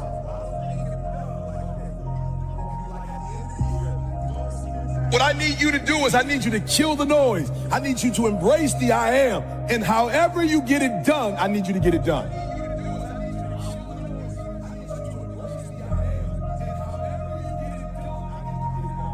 They looked at the most successful men and women of the world, and they found that they had like 7, 8 things in common. And one of the things they all had in common was a routine. They are obsessed with their routine. They don't have a gap of wasted time in their routine. You know, I realized the reason why I'm so successful and the reason why I don't get in trouble like I used to when I was younger is because when I was younger, man, my schedule had so many gaps in it. The devil had like, okay, he might pray at 6, but my man is watching TV. He playing video games by 8:30. It's not that I'm sweeter than nobody. The devil can't get to me because all my time is taken up. And by the time he get to me, I'm asleep. I'm too asleep to sin. I'm just being real. 8:30, he like, Eric, you should. I'm like, bro, I'm tired. Come back to me tomorrow. You know what I'm saying? Like, tip me tomorrow, bro. I'm about to go to sleep. I'm good. My body said, all you got to do is put your shoes on. That's the hardest thing you got to do. Just put your shoes on and I'll do the rest. I can't put your shoes on for you, but put your shoes on and then just go. And I just went and I was walking for I do the 11 incline board, and I was just walking for an hour, and I was just like, you know what? It's almost an hour. I don't feel like running. My body was like, don't worry about it. We'll get to that when we get to it. I did my hour, was about to get off. My body was like, you know we run now. I said, what? We run now, let's go. You ain't tired? I said, I am tired. No, you're not, you just walked for an hour. You're not tired, Eric. Your brain is telling you some dumb stuff. If you were tired, you wouldn't have been able to walk for an hour. Okay, so let's do this. Just run for 2 minutes. I'm trying to help somebody right now go to a whole other level. The Bible says the reason why you go back to sleep is because you've always gone back to sleep. It's like a default. You go back to sleep because all you gotta do is stop going to sleep, and then you're gonna stop going to sleep. All you gotta do is stop fussing and cussing, and you're gonna stop fussing and cussing. All you gotta do is stop spending all the money you got and start saving it. Listen to me, I became #1 in the world. I became a millionaire not because I made more money. I became a millionaire because they told me millionaires only live off of 30% of their income. I want to make it plain for you. I became a millionaire because I did what millionaires did. I stopped living off 100%. I paid my tithe, and then I was like, all right, E, you only got 20% left. Put the rest up. So the first thing I did, listen to me, the very first thing I did to become rich, somebody said, E, to be rich, put 6 months of your earning to the side. So I was like, all right, bet. That's what the rich told me to do. So I put 6 months to the side. How long did it take? I don't remember, but I put it to the side. Then somebody was like, yo, E, you need to put 100,000 to the side. I was like, all right, 100,000. Didi, we're gonna put 100,000 to the side. Then somebody was like, yo, you need to get your credit score up to 800. I was like, all right, then get my credit score up to 800. Then somebody said, E.T., if you want to be Tony Robbins, there's no way you'll be able to be like those dudes when you don't have the language they had. You need to go get your master's and a PhD from the right institution. I said, what? I went to Oakwood. I went to HBCU. He was like, yeah, but you didn't learn the language of Zig Ziglar at Oakwood. So Oakwood is a phenomenal place. Oh, y'all not hear what I'm saying. I just said something, you missed it. Now you need to go to Michigan State University. CJ, where's you see my master's degree anywhere? What about my PhD? Not in the office, not at church. You ain't seen it in my house? I didn't go to Michigan State to get a PhD. I went to Michigan State to learn the majority language. Listen to me very closely. When you graduate and you get a job, if you want to get paid, you never say no. You never say it can't get done. Don't you ever say out your mouth it can't get done. Even if you feel in your heart it can't get done, you don't say it out loud. You let the broke folks say that. You let the folks they firing first say that. You always say it can get done. Even if you don't think it can get done, just say it and try to make up something. But every time I put on a dress shirt and button it up, I just feel, and I hear people say all the time, man, you look like you dressed for success. I'm like, is putting on a shirt and a tie dressed for success? I'm dressed for success. I'm getting paid. I'm dressed for success. I'm not dressed like he dressed, but I'm dressed the way I feel comfortable. I feel good being me. I feel good not to have to, like, not only can I say no, I don't have to explain why I said it no more. It feels good being me. Because guess what? I can never be sweet being you. The majority of you are poor because you read poor stuff. You watch poor stuff. Bro, you just scrolling through like you ain't got a life. For real, some of y'all on Instagram, you're on there for 30 minutes. If I ask you what you saw, you don't even know. You just scrolling through. Rich people don't waste time. They realize it's their most important commodity. They don't watch a lot of TV. They don't do a lot of entertainment. If they're not working, they're studying their craft and getting better at their craft. So I need you to stop having the poverty mindset. So when I quit my job to be an entrepreneur, my mom was like, whoa, what are you doing? I was like, I'm quitting. My mom was like, don't you dare quit. You're going to embarrass me. You got a wife and kids. Does YouTube have insurance? Does YouTube have a 401k? And I was like, yo, mom, I ain't trying to be funny and I ain't trying to be disrespectful. I love you. But you can't teach me how to be a millionaire because you're not one. You come from the working class, and I'm not mad at you, Mom. We wouldn't be where we are without you, but you told me that every generation is supposed to get better. So I'll take your values, but I won't take your work ethic. Because rich people don't work, they think. Poor people go, clock in, I make this much an hour. Rich people go, I put them to work, and I make this much an hour. See, what happens is you're working for you and your family one, they got 40 of you working at one time. So they giving you 20%, and then they keeping the 80% off of 15,000 people. So what you have to decide is, are you gonna keep being the 99%, or are you ready to be a part of the 1%? Because it doesn't make a difference where you come from, high school dropout. It doesn't make a difference where you come from, GED. It doesn't make a difference where you come from, a 17-year-old mom that got pregnant. It doesn't make a difference where you come from, took 12 years to get a 4-year degree. It doesn't make a difference. You know what makes a difference? What makes a difference is when you become a 99% or a 1%. And when I start thinking like, acting like, and behaving like a 1%er. So I went to every single class, and when the teachers was talking, they thought I was just doing homework. I wasn't. I was listening to how they conjugate verbs. I was listening to how they tell stories. I was like, ooh. I peeped it out, y'all. They way more linear. So that I realized when you do corporate, it's A, B, C, D, E, F. It's 1, 2, 3, 4, 5. It's topic, body, body, body. It's topic, support, support, support, conclusion. I need your language though if I'm gonna compete. I need your rules if I'm gonna compete. I need your codes if I'm gonna compete. The problem with most of you is you don't have a 1% language. You got a poverty language. There was a language that I needed to learn. Does it mean I need to abandon the language that I learned? Absolutely not. Don't be average, like for real. Whatever it is you do, do it, and take a different perspective. Listen to me very closely. The problem I have with most kids, if I tell you what it takes, most of you will die of exhaustion. You'd pass out before you reach 10,000 hours. You just pass out. You don't got the heart for it. You don't have the stamina for it. You couldn't take what it really takes. Just speak with so much authority, because I'm talking about my life, not something that I read. I ate out of trash cans. I had no business eating out of trash cans. I lived in abandoned buildings. I had no business living in abandoned buildings. But E.T., your daddy wasn't in your life. Your mom was a teenage mother. You grew up, come on, look at your shirt. That's not an excuse. There is no excuse for not living up to your fullest potential. No excuse. You know what? And you start pointing fingers at yourself. What did you not do? I just ran across a quote the other day that says, education is the great equalizer. And I was like, ooh, so no matter where you are, if you feel like you started at the bottom, if you feel like you started at the top, but you want to preserve the top, because just because you're at the top doesn't mean you're going to be at the top forever. I mean, you look at great football players, great football teams. I mean, you're not going to automatically win because of your name. You have to keep performing year after year. So if you're at the bottom and you're like, man, I'm at the bottom, Eric, and I want to live life like everybody else.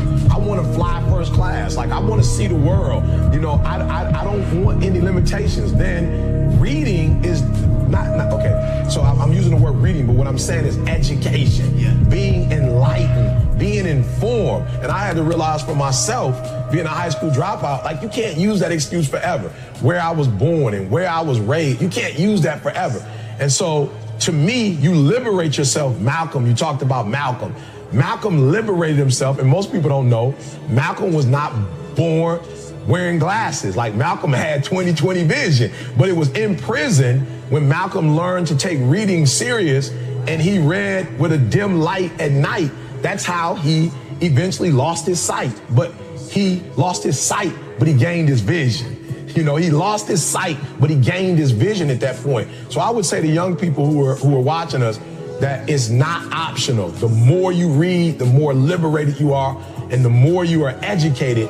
To me, the more you can experience a life like the people that you're probably looking at and saying, I wish I could live like that person. I think what people get confused is, they're grinding with a goal. And I'm not saying you should have goals, but you should be grinding for grinding's sake. You should grind because that's what you do. You're passionate about what you do, and so you're waking up every day with this concept of, I have 24 hours.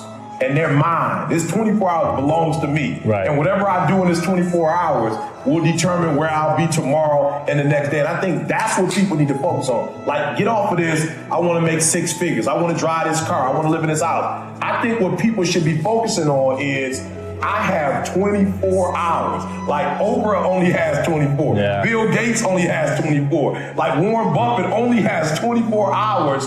And in that 24-hour period, I can either break my life or make my life. And I think, and I'm not saying you should have goals.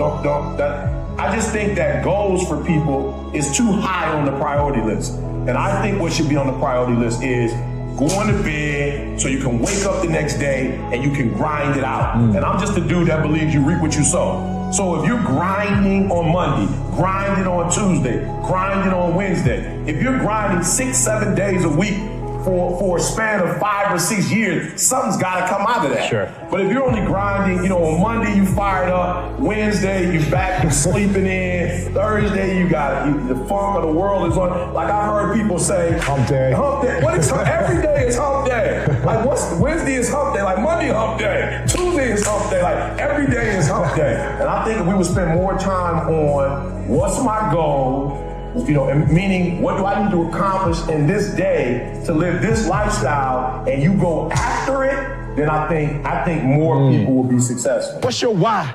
If I don't give y'all nothing else, you better start that. What's your why? You know why I do what I do, and I do it so passionately? Because my grandfather was a high school dropout, my father was a high school dropout, I was a high school dropout, and we about to break the cycle. I do what I do, so my son won't have to go through what I went through. When I was at the football game, my old dude wasn't with me. I saw other kids when they fought. I said, that'll never happen to me. I do what I do because my daughter says she's going to Harvard. It ain't even about y'all. I'm about to come in here and blaze y'all. Why? Because I'm trying to get to all the NFL. I ain't about to miss this opportunity. This is the first NFL team I've ever done in my life, and I'm about to lick it. I'm about to give everything I got, and I will know if I don't get another gig, it won't have nothing to do with the fact that I didn't put everything on the field. What's your why? Why do you wake up in the morning? Why do you put on that jersey? Why do you go out and practice? Why? I have a ritual where even if you're my closest friend, I have boundaries.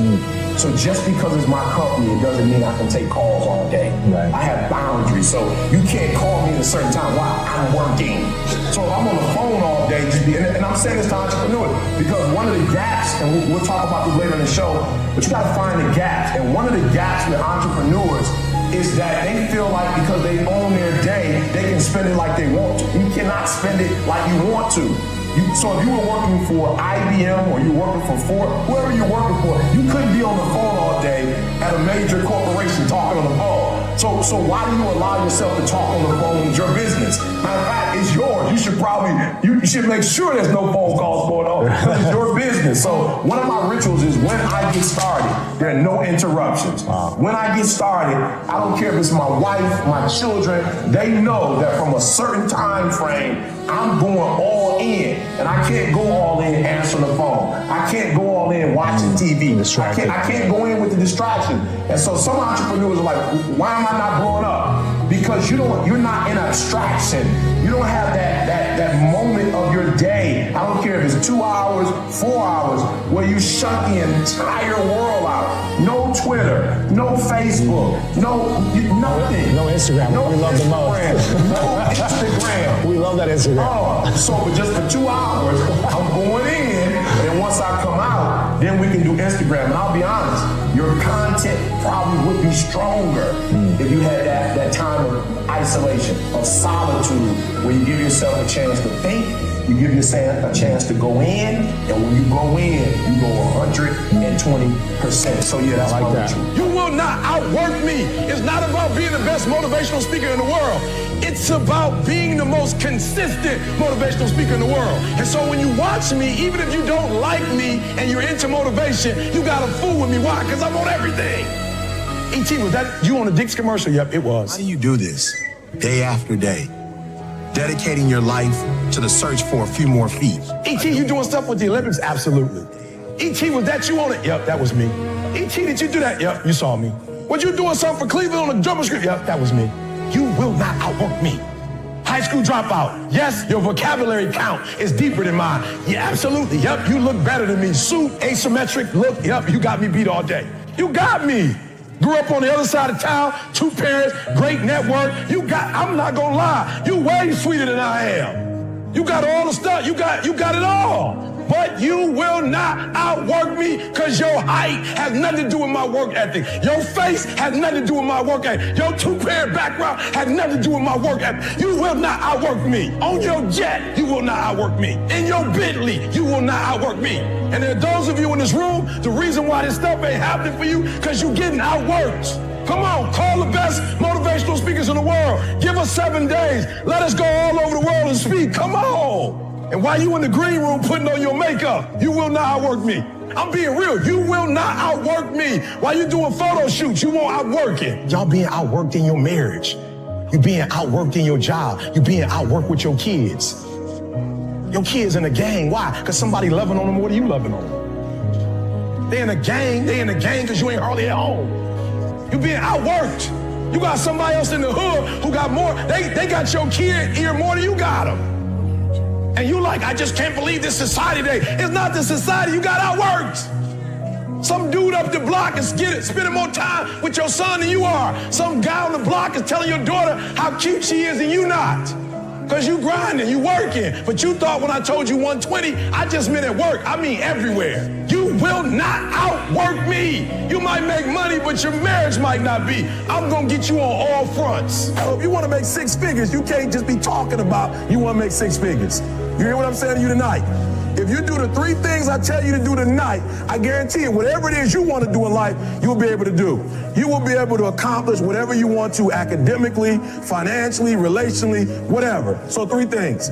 All right, now I'm going to tell you the story. I got to get out of here. And the story is about, you guys have probably heard about this before. It was a young man who, he wanted to make a lot of money. And so he went to this guru, right? He told the guru, I want to be on the same level you on. And so the guru said, if you want to be on the same level I'm on, I'll meet you tomorrow at the beach at 4 a.m. He like, the beach? I said, I want to make money. I don't want to swim. Guru said, if you want to make money, I'll meet you tomorrow, 4 a.m. So the young man got there at 4 a.m. He all ready to rock and roll, got on the suit. He should have wore shorts. The old man grabs his hand and said, how bad do you want to be successful? He said, real bad. He said, walk on out in the water. So he walks out into the water. Watch this. When he walks out into the water, it goes waist deep. So he like, this guy crazy. Adrian, he like, I want to make money. He got me out here swimming. I didn't ask to be a lifeguard. I want to make money. He got me in. So he said, come out a little further. Walked out a little further. Then he had it right around this area, the shoulder area. So this old man crazy. He making money, but he crazy. Said, come on out a little further. Came out a little further. It was right at his mouth. My man like, I'm about to go back in here. This guy is mine. So the old man said, I thought you said you wanted to be successful. He said, I do. He said, walk a little further. He came, dropped his head in, held him down, hold him down. My man getting scratching, holding him down. I got you. I know you brushed it out, but I got you. He had him held down. I need you for an illustration. He had him held down. Just before my man was about to pass out, he raised him up. He said, I got a question for you. Somebody answer the question for me. He said, when you were underwater, what did you want to do? Live. I'm looking for a different word, though, than live. What's that word? He said, I wanted to breathe.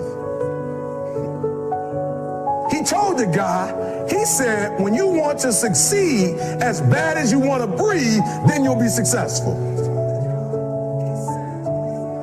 I don't know how many of y'all got asthma in here today, but if you ever had an asthma attack before, you short of breath, SOB, shortness of breath, you wheezing. The only thing you trying to do is get some air.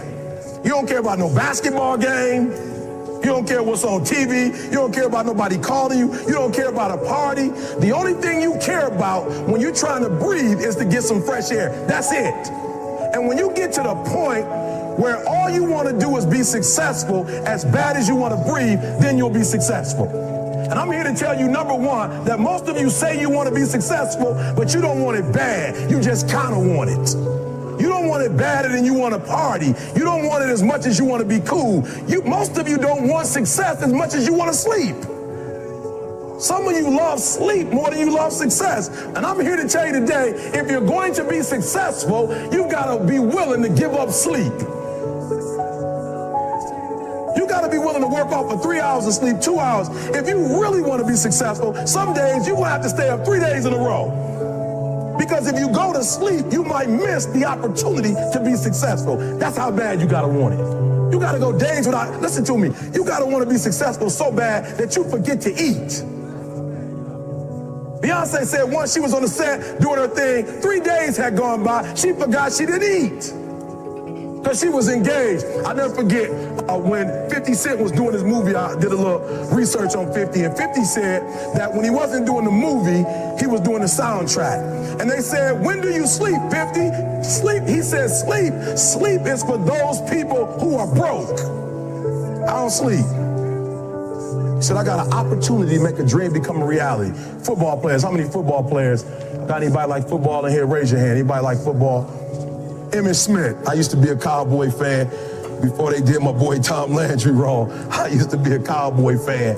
And watch this, there was a commercial. Emmitt Smith had won his first Super Bowl, and he had this commercial when he was lifting weights. I don't know if you saw the commercial when he was lifting, and Emmitt said, you know what?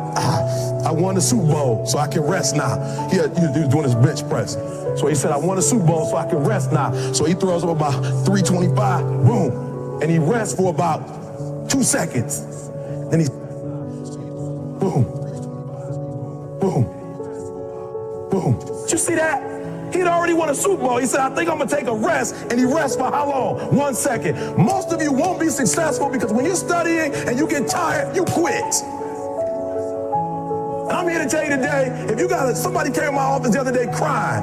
I said, look, don't cry to give up, cry to keep going. Don't cry to quit. You already in pain, you already hurt, get a reward from it. Don't go to sleep until you succeed. Listen to me, I'm here to tell you today that you can come here, you can jump up, you can do flips, you can be excited when we give away money, but listen to me, you'll never be successful until I don't have to give you a dime to do what you do. You won't be successful until you say, I don't need that money, because I got it in here. So listen to me. Emmitt Smith said this at the end of the commercial. Emmitt Smith said, all men are created equal. Some work harder in preseason. I'm going to say it again because you might have missed it. All men are created equal. Some work harder in preseason. So that means that there are some people who are going to see the professor, going to see the TA. And even when the professor says, I don't meet with you, my TA meets with you, you say, I don't want to talk to your TA. That's what it is. I don't pay the TA. I pay you to teach me. So you're going to have to find some time to meet me. If I got to meet you at the mall, if I got to meet you at your house, you are going to see me. Listen to me. All men are created equal. Some work hard in preseason. When I went to college, guys were way smarter than me. 4.0s, 3.0s. They went to the Ivy League high schools, came to Oakwood from these great high schools. Most of them are not doing what I'm doing. Why? Because it's not about where you come from. It's about heart. You come to a place where, being smart ain't enough. You got to have heart. That's number one. Watch number two. Number two, catch number two. I wrote it down. I wanted to make sure you got it. It says watch this. We're talking about sacrifice now. The important thing is this. You're writing while I'm saying it, because I only have about 3 more minutes. Listen to me. The most important thing is this. To be able at any moment to sacrifice what you are for what you will become. That's the number 2 thing. You got to catch that one. To be able to, listen to me, at any moment. Some of you can make sacrifices when Monday Night Football is not on. You can make a sacrifice. But when the game come on, for some reason, you just attached to it. For some of you, when your favorite show come on, you can make sacrifices on Sunday when ain't nothing going on. But when your favorite show comes on Monday, bam, some of you focus until the phone ring, and then you like, I gotta answer it. If I don't answer the phone, I'm gonna die. I'm saying to you today that there are some of you, if you give up your cell phone, you would be successful. But your cell phone is more important to you than your success. I'm gonna say it again, I'm gonna hurt somebody. Some of you need to give up your cell phone because the time you spend on your cell phone could be used for your success. The time you could be using to be successful, you're using it on the cell. And the cell phone is not bringing you nothing but a bill. And somebody has told you you couldn't live without it. I'm talking about going deep now, giving up stuff. Watch what it says. To be able at any moment to sacrifice what we are for what we could be. I don't do well in math. You're right. You ain't never studied. I'm not good in writing because you have never written before. But I dare you to fail in writing for a whole year to see if you can get to the end. I dare you to fail. I dare you to take that same class over and over again. I dare you to stop dropping classes like you soft. Always want to give up. I'm dropping. Why are you dropping?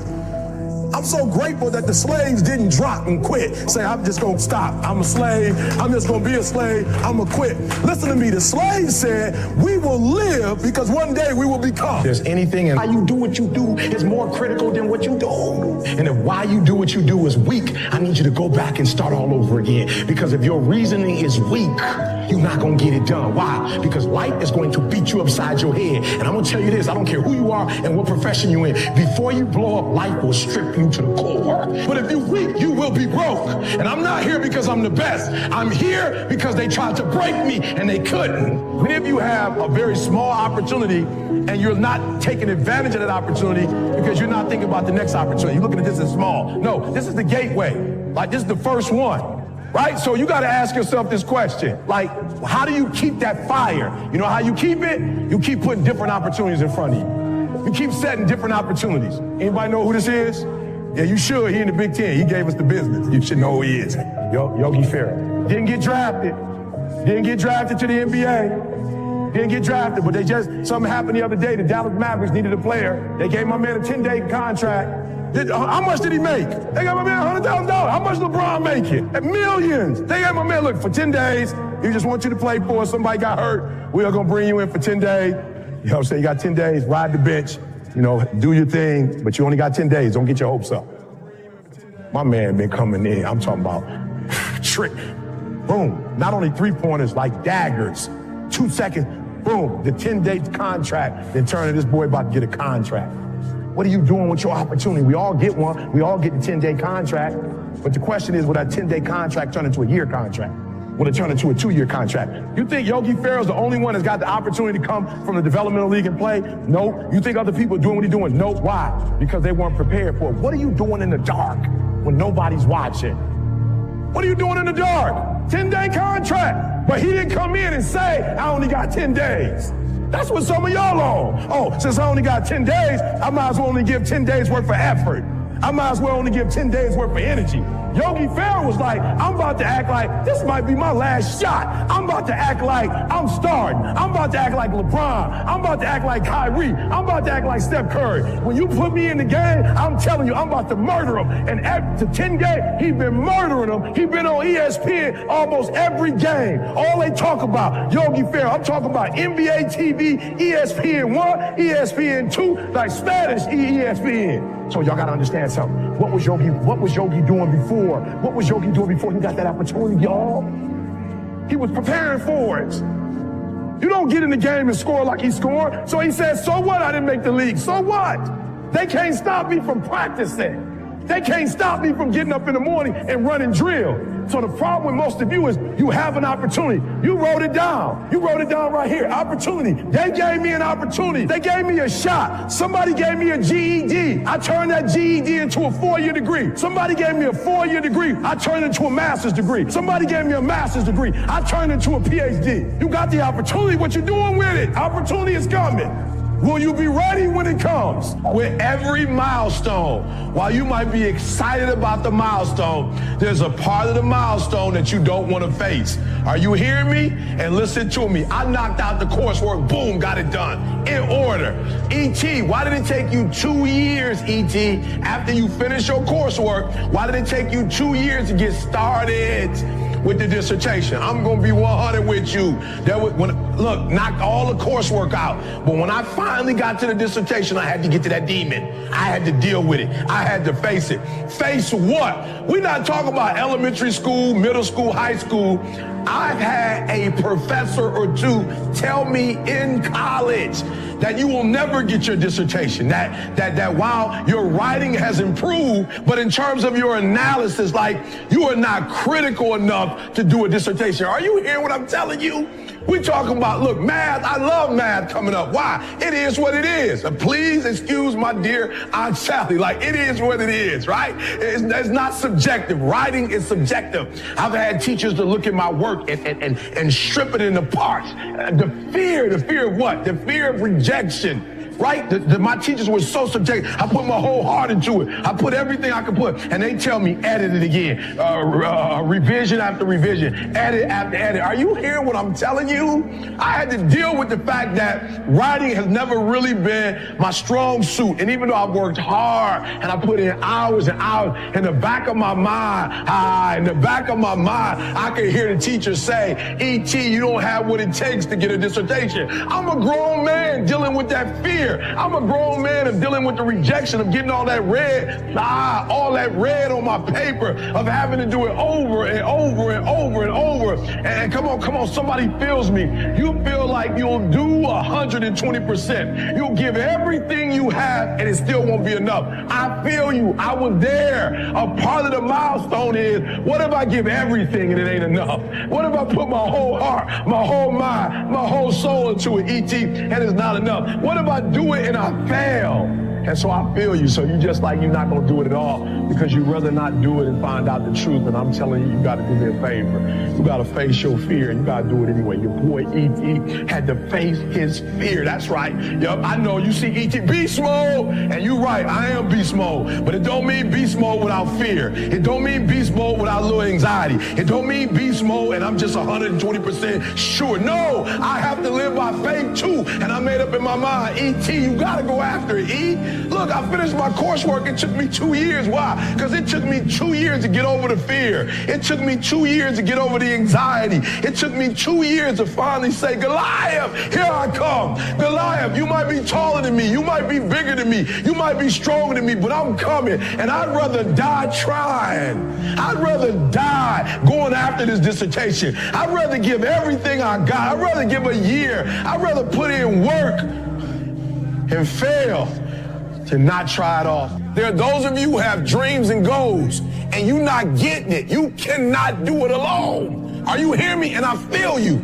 I feel you. Like you feel like if you do it by yourself, for real, like you don't have to deal with people. You don't have to go through some of the stressors of dealing with people. Like I just want to be by myself. I want to do it by myself. And look, I'm not mad at you, but I'm telling you, there's a level that you can get to alone. And then there's a level you can get to. Are you hearing me? There's a level you can get to when it's two or more. Look, it was the three of us initially, Carl, myself, CJ. We call ourselves the three-headed monster. The head, right? The hands, right? Come on. And the mouth. Are you hearing what I'm telling you? And so listen to me. Y'all got to hear what I'm telling you. Y'all got to hear what I'm telling you. Watch this. The power of two. So the Belgian horse. Come on, kid. Make sure you show an image of him. I didn't even see how strong that horse is. I didn't even see the power. This horse has the ability, this is just a general horse. We ain't talking about the more powerful one. 7,000 pounds. Are you hearing me? 7,000 pounds it could pull on its own. Unbelievable. But watch this. It's going to blow your mind. But when you put two of them together, two of them together, they can actually pull, it's just like general, they can pull 15,000 pounds. Did you hear what I just said? Alone, they can do 7. Right? Together, 15, not 14. But watch this. Mind blowing. Watch this. But if you train them together, this is what my boy Justin taught me. My boy Justin is a mental skills coach, right? Here's what he taught me. He said, when you put two of them together and train them together from the beginning, Carl, this is going to blow your mind. They can pull 25,000 pounds. Woo! Come on. Alone, 7. Both of them together, 15. But if you train them together, I'm trying to tell y'all, you're trying to do it alone. And nothing great has ever been done alone. And so I know you feel more comfortable being by yourself. I know it's easier to be by yourself. Look, I know you like being by yourself. But I'm telling you, some of them goals you got, baby, come on. Some of them ideas you have, some of the stuff you want to accomplish is 25,000 pounds. And on your best day, you can't do that by yourself. So it's your boy E.T. saying, listen to me. Come on. 2, the power of 2. I know there's a power in 1, but the power of 2 is great. A guy asked me about 2 months ago, he said, E.T., if there's one mistake you've made, what's that one mistake you made? I said, I'm gonna be honest with you. My values are not in alignment with my dreams. He said, E.T., what do you mean by that? I said, I want to tell you a story. I got a good friend of mine, he came to me and said, Eric, my marriage is not where my marriage needs to be. I need to make some adjustments. I see you and your wife. I see how much time you spend with your wife, how much time you spend with your children, and I want that. You buy your wife roses regularly. You're always taking her out to eat. Like, E, I'm watching you. You spoil her. E.T., what can I do? And so I told him what to do, and guess what he started doing, God? He started doing the exact same thing I started doing. And he said, Eric, it's not working. Like, I'm doing exactly what you're doing, but it's not working. He said, why isn't it working? I said, you know why it's not working? Because your values and your dream, you say you want a better marriage. But I told you need to iron your wife's clothes. You know what he told me? After a while, he said, I'm gonna be honest with you, Eric. I know, you told me to iron, you told me to wash, you told me to cook, but where I come from, he said, I'm gonna be honest, Eric, when I do that, I feel like a punk. And I said, that's why you're having a hard time doing it, because your value system says a man is not supposed to iron, a man is not supposed to cook, a man is not supposed to wash dishes. That's what your value system says. So you're doing one thing, but you're going against your own value system. The reason why I'm having such an easy time washing clothes and cooking and ironing, you know why? Because nothing is as important to me as my marriage. And I would rather be happy. I would rather be happy than to say I ain't no punk. Make me a punk. I want to be a punk. A happy punk. For real, no.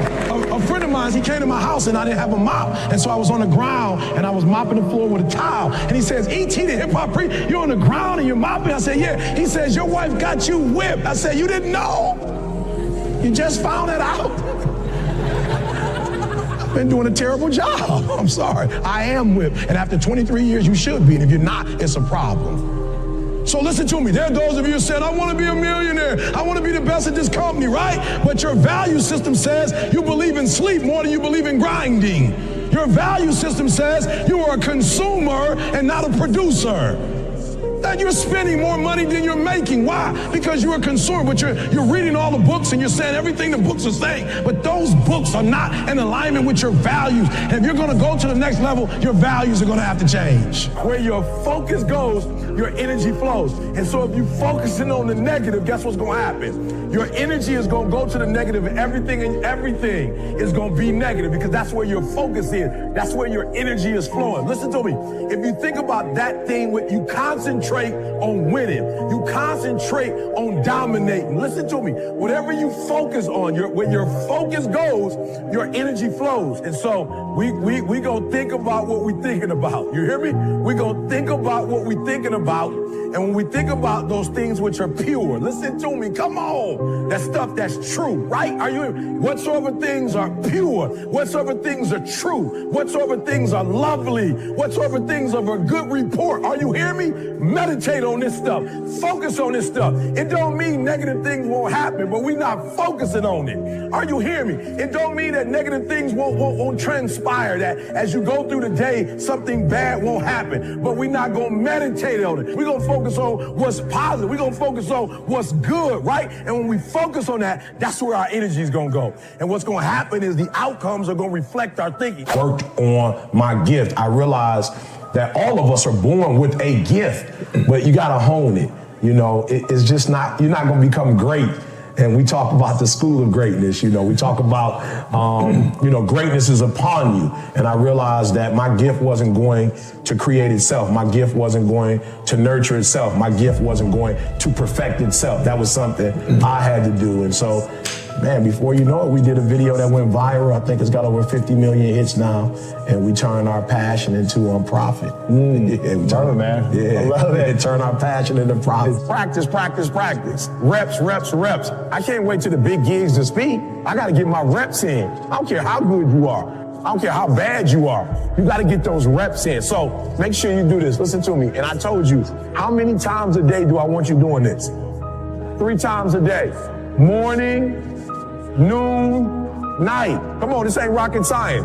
I want you to do it when? Morning, noon, night. Good. One was not a lot of us. I need you to hear you. Morning, noon, night. 90 straight days. Right? So y'all know we went from the backyard. We did this here. Right? We did high schools. Like, for real, just keep practicing. It ain't rocket science. You keep doing it 30 days, 60 days, 90 days. You start all over, you go to another level. 30 days, 60 days, 90 days. You like, why am I not going to that? Because you're not doing 30 days, 60 days, 90 days. Like you might not even make it, like you might not even, whatever you said you was gonna do, it might not even last 30 days. You might do 10 and quit. What's your win it all? Do you even know? Like, do you know what your win it all is for this year? Like, do you know if this year ended, like what you go, woo, if that happened? Like, do you know? Or you just waking up playing craps with your life and you just hope it roll on what you wanted to roll on? You playing the lottery with your life? You just hoping you put the numbers in and they come out right? Or are you 30, 60, 90? 30, 60, 90, morning, noon, nights. Make the adjustments, whatever you're doing that's not good, quit. You're getting like a D, a C, okay, you got 71%, you're doing something wrong. Look, if you got an 80%, you're doing something what? If you got an 89%, you're doing something what? Oh, you might be sweet, an 89 might be sweet, but we got 11% for growth. That's 11% growth right there. It's not until you get to 100% that you need to stop. Right? So 30, 60, 90. Say it with me. 30, 60, 90. Come on. 30, 60, 90. And then we do what? We start all over again. By that time, it's a habit. If you really want to be dominant in your field, 30, 60, 90, start all over again. 30, 60, 90, start all over again. Morning, noon, night. All right, guys, I've been watching the Olympics, Yep, I've been watching the Olympics, right? And my favorite part, track and field. Nope, I'm not talking about Usain Bolt. Nope, we ain't on that. Nope, I'm talking about the false starts. Yep, I love it. Yep, you say, E.T., the false starts. Yep, because I'm tired of people asking me, E, why you so passionate? Yep, I'm tired of people saying, E.T., why you so loud? E.T., execute. And listen, let me just explain something to y'all. I got to keep it 100. CJ, 12 years younger than me. I was out of high school before this boy was even really born. Are you hearing what I'm saying? My man, 12 years younger than me.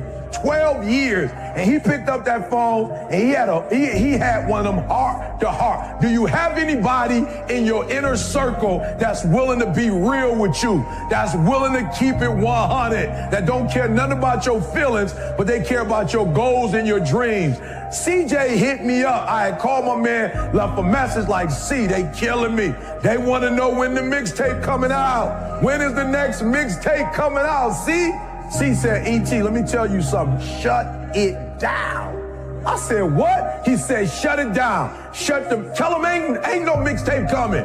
Stop doing TGI. Shut it down. That's why you got the reruns for so long. He said, shut it down, E. Shut it down. I'm tired. He said, I'm going to keep it 100. I'm tired, E.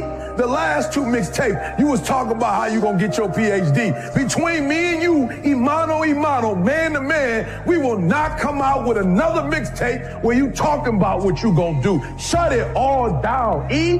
Do you understand that the future of this company is on you finishing this PhD? Shut the gig down. Shut it down. And I'm telling y'all, one of the ways your boy got the milestone done, I had to shut it down. I shut down the phone calls flat out. From a certain time, don't call my house. If you love me, text me. If you love me and there ain't no emergency, don't call me. I had to shut it down. Shut the TV down. Listen to me. Put the controllers down. Shut down going out bowling on the weekend, going to the club. Look, shut it down. Shut down your favorite team. Stop watching your favorite football or basketball or soccer. Whatever it is, shut it down. And I'm telling you, you ain't got to shut it down for the rest of your life, but you got to shut it down long enough so you can get your Super Bowl done, so you can get your NBA Finals done, so you can get your World Series done, Are you hearing me? So you can get your national title done. Are you hearing me? So you can get your book done, so you can get your CD finished, so you can get your degree, so you can take your marriage to the next level. Shut it down.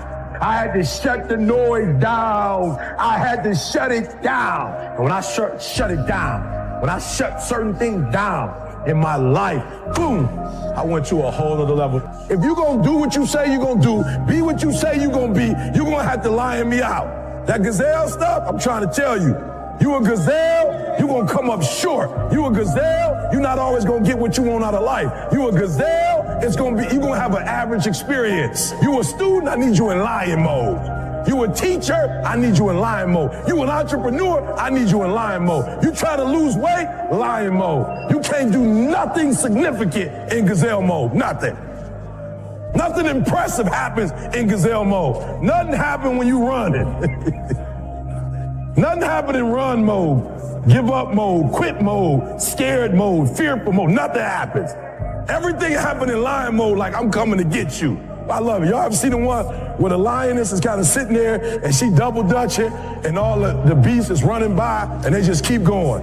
And she just in preparation mode. And out of nowhere, no music, no preparation. You just see my man come out of nowhere and just boom, bam. Gotta get to a point when you ready to grind and you ready to get to the next level. You look at people you used to be close to and say, you dead to me. You dead. 42 triple doubles. We shouldn't even be talking about the MVP. Ain't nobody else even. If somebody else make it close to the MVP, the NBA is rigged, and I'm through with them. They saw my man at the beginning of the season. I'm talking about high octane. They said if he keep doing that all season, what's gonna happen? They said he keep running himself like that, he's gonna burn out. My man ain't burnt out. He don't look like he ain't close to burn out. But you know why they said it? Because they can't operate on that level for that long. So people will try to put their limitations on you. I can do 6 gigs. I can do 7. We can leave here tonight. You can take me to a church. I'll give you another hour. You can't do it. Don't put your limitations on me. I'm dead to your limitations. Your limitations don't exist in my world. Those are your limitations. Keep them. Go home, watch them on TV. Go home, read the newspaper about. Go home and look in the mirror. Go home, call your homeboy, and y'all talk about your limitations. I ain't got none. I get off the plane from going to Dubai and get on the ground and I hit it. And some of y'all holding on to stuff you should be holding on to. It should be dead to you. Doggone, go do a funeral if you need to. Get rid of that junk. Like bury it. Do whatever you got to do. But it's weighing you down. It's killing you. Every day you waking up thinking about it. You shouldn't be thinking about it no more. It should be dead to you. Move on. And move towards your greatness. I forget those things which are behind and I press. I press toward the thing. I press. I don't got time for that no more. It's nothing personal. I ain't got nothing against you. I don't hate you. But I love me. Look, you don't even know what to do if you don't know who you are. And so I want to tell you, if nobody's told you, perhaps your mom didn't tell you today. Perhaps your dad didn't tell you today. I don't know, maybe your teacher had an attitude and she didn't say it before you left school. But you are amazing. Yep, I said it. Bring it in. I said it. You are amazing. That's right. I'm going to say it again. You are amazing. And you need to understand something. I do not get paid to do this. I've been doing this for 8 years. I have no sponsors. I don't think somebody sent me like $5 to do this. So E.T., why would you keep doing it year after year, month after month, week after week? Why? Because I know something about you that you may not know about yourself. You are amazing. And it's time for you to act like you're amazing. It's time for you to do the amazing, right? It's time for you to know you are amazing. So listen to me. I'm going to give you an assignment. But before we go there, I got to let you know I'm telling you the truth. Now, when I was a high school dropout, when I was homeless, right? When I was getting kicked out of school, I'm just going to keep it 100. I did not know I was amazing. I told you before, no disrespect, but my biological father wasn't in my life. So I didn't have him to tell me when I got up every day, E.T., you are amazing. Like me and my mom had some challenges, so my mom wasn't necessarily telling me, you are amazing, right? And so I was eating out of trash cans, right? Listen to me. I was getting kicked out of school. Like I was in the mall, stealing from the mall, getting in trouble, getting arrested. Listen, and some pastor brought me to church, right? And I'm telling you, my man would tell me on a weekly basis, you are amazing. And it's time for you to act amazing and do the amazing. So I want to just say this to you real quick. You are not your test score. Are you hearing me? Look at E.T. I've never done well on a standardized test. You are not your grades. You are amazing. You're not what happened to you, where you were born, what circumstance you come from. You are amazing. You hear me? You are amazing. And the day you recognize you're amazing, the day you understand how amazing you are, everything changed. Look, my standardized test, if they didn't change, my test scores didn't change, my grades didn't necessarily change like that. Like it's when I became aware of the fact that I'm gifted, that I'm special. And I need you to understand something. When you recognize who you are, when you realize how amazing you are, there's certain things you're not gonna do no more. When you recognize how amazing you are, there's certain people you're not gonna hang around no more. When you realize how amazing you are, there's just certain things you're not gonna do no more. Because eagles and pigeons don't run together. And when you realize, sweetheart, that you're an eagle, my brother, when you realize you're a king, My sister, when you realize you're a queen, things are gonna change. Why? Because queens don't do what everybody else do. Kings don't do what everybody else do. And so I'm telling you, you are amazing. Now draw me a line. And I want you to do me a favor. That's right. I said it. Draw a line. And I just want you to put one thing on there. Well, matter of fact, two things. Put amazing and put super duper amazing. And I just want you to write down all the things that make you amazing. Like, for real, just sit down. For real, I don't care about your teacher. We ain't talking about your grades right now. We're not talking about what you did in school, what you didn't do in school. We're not talking about where you were born, where you come from. We're not talking about that. Look, all that aside, I just want you to write down, I'm amazing. Why? I'm a people person.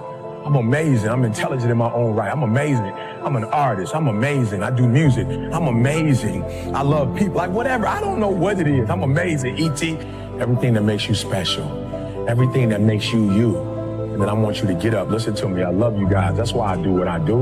Now it's time for you to recognize how amazing you are. Right? So just do that for me. Just write down how amazing you are. And I just want you to look at it in the morning, look at it at night, look at it in the evening. I'm not telling you something I read in a book or something somebody told me.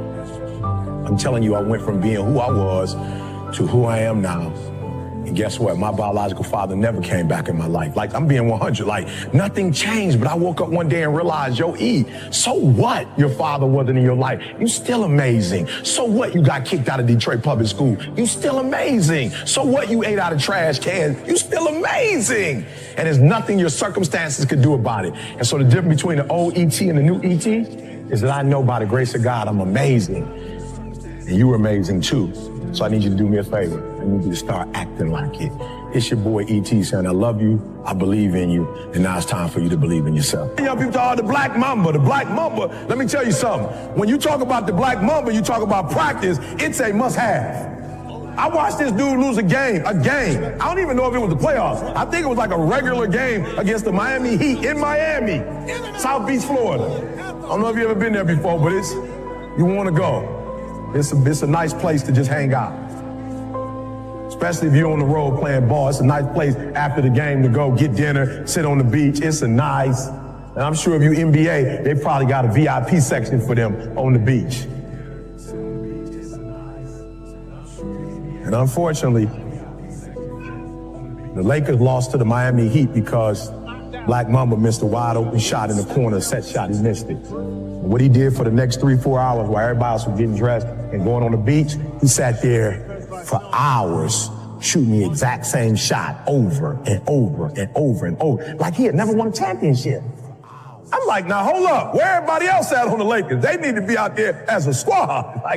But the Black Mamba's out there doing his thing like, I'm not on them, I messed up, I gotta practice. And this is not a coach practice, this is not the organization didn't call this one, this was just flat out. The Black Mamba was saying, this is a must have. And where most of you go wrong, you're not even 4.0 and you're not studying. Like, you're not even a 4.0 student. Like, you got a 2.0, a 2.5, a 3 something, and you still not really studying like that because for you it's like, it's not a must have. It blows my mind. I work with professional athletes. I work with D1 athletes all over the world. And when I look at Twitter and Instagram, it blows my mind how dudes on Instagram, I'm like, bruh, you have not won a championship. Like, that's what you come here for, to win a championship. And so if you don't win a championship, I don't even know why it's people broke. I don't even know how you had enough time to do a 30-second video. You broke. How did you have time to do a video? How did you have time, like, to do a dance routine when you should be practicing? You should be lifting weights. You should be looking at film. You said, not me, that you want to win the tourney, that you want to win it all. You want to go to the Final Four. How do you want to go to the Final Four, but your schedule don't look like the Final Four? What are you tweeting about when you broke? Now listen, what I want to talk to you tonight about is don't be average. Don't be average. Average people make a certain amount of money. Average people live a certain type of lifestyle. And I'm not disrespecting average people. I'm just saying, if you have a choice, don't be average, because in life, when you roll the dice, worst case scenario, you're gonna land on average. So don't be average, because if you don't try, you will get to average, right? So let's not shoot for average, because average is gonna be there. So I need you to be what? What's the P word? I need you to be what? Come on, I need you to be what? And I don't need you to be nothing else. When you do your job, you do it in a way where that you cannot get fired. Talking to my wife today, she's like, I want you to clean up. I'm like, we about to get into it. She's like, I want you to clean up. I'm like, how? Because I know you want it a different way than how I do it. I clean average. I'm just being real. I clean average. So when you say clean, you have to break that down. Because I know with my clean and your clean, it's two different cleans. No, I'm trying to help you. It's two different cleans. My wife said you don't clean, you shift. So you take stuff from one area and you put another area. That area clean, but then the other area, when I clean, you don't see nothing, everything's gone. Some of you, when you get a job, you shift, you don't clean. So I need you to find out what productive is. When you get to that internship, you get that job, you get in that relationship with that female, that male, whatever you do, I need you to find out what productive, not what you think productive is, find out what's really productive. And you do that, and you ain't going, they can't get rid of it. Rule number 25, don't dismiss your haters. Anybody got any haters in the building? Let me see your hand real quick. Got any haters in the building? Let me see your hand real quick. Good. Write some of them down, right? Just write a name. I just said, get it out your system, right? Just get it out your system. Look, people will hate on you. It's okay. As a matter of fact, I told y'all this before. Like, do me a favor. Do not dismiss your haters because sometimes iron sharpens iron. Like, sometimes you need a little pressure to get to that next level. So do me a favor. Don't dismiss your haters. Some of the stuff they say is true. Like, don't dismiss all of it. Some of the stuff your haters say is true. Now, let me tell you something. Some of your haters are going to give you a perspective that your mama not going to give you because your mama, she going to always tell you this. For real, most of y'all mamas, now some of us have different mamas, but most of our mamas are going to tell us that, like, my mom not going to do that. But I'm saying most mamas, they just going to, you know, baby, you're right. They're not going to really chastise you. So you need your haters because your haters are going to point out stuff, right? So we're not going to dismiss our haters altogether. We're going to listen to them. We're going to hear what they're saying, and we're going to make sure that their perspective is wrong or right, and we take the stuff that we can take, the stuff that we can't use, don't worry about it. Rule number 26, set strong goals. I got an older white male. He probably in his 60s, maybe, right? And my man says to me, you know, like, I heard what you said, E.T., but how do you sustain it? I'm like, okay. Say it. I mean, like, all right, say it again, because I want to make sure I'm hearing what you're saying. He like, you talk about going 120. You talk about going hard. You talk about having what you want, being what you want, do what you want. Okay, I get it. But how do you sustain it? I'm thinking, is that a real question? I said, listen to me very closely. How did I start this whole presentation off? He said, write down the people's name that you love. I said, duh, if you waking up every day and thinking about your wife, duh, how do you not sustain it? If you wake up every day and you looking at your son, how do you not sustain it? You think I'm gonna put my kid's life in the hand of some other man? You think that's my role as a father? You think my role is to allow my kids to come here and pay all this money to go to school and do everything they did, and now they gotta go beg somebody else for a job? That's not my role or responsibility. How to sustain it? What do you mean? How do you not sustain it? I'll ask you, why are you not pumped up? Why you have days off? I'm asking you why you get 70%. You don't love nobody? Is there not somebody that you don't love more than yourself? Is there not somebody you waking up for? Is there not somebody you grinding for? Somebody told me that they get distracted easy. Let me tell you something. The reason why you getting distracted easy because you don't got 8 or 9 things you wake up to every single day and say, I gotta go get them. Many of you are getting distracted because you don't have something that's stronger than a distraction.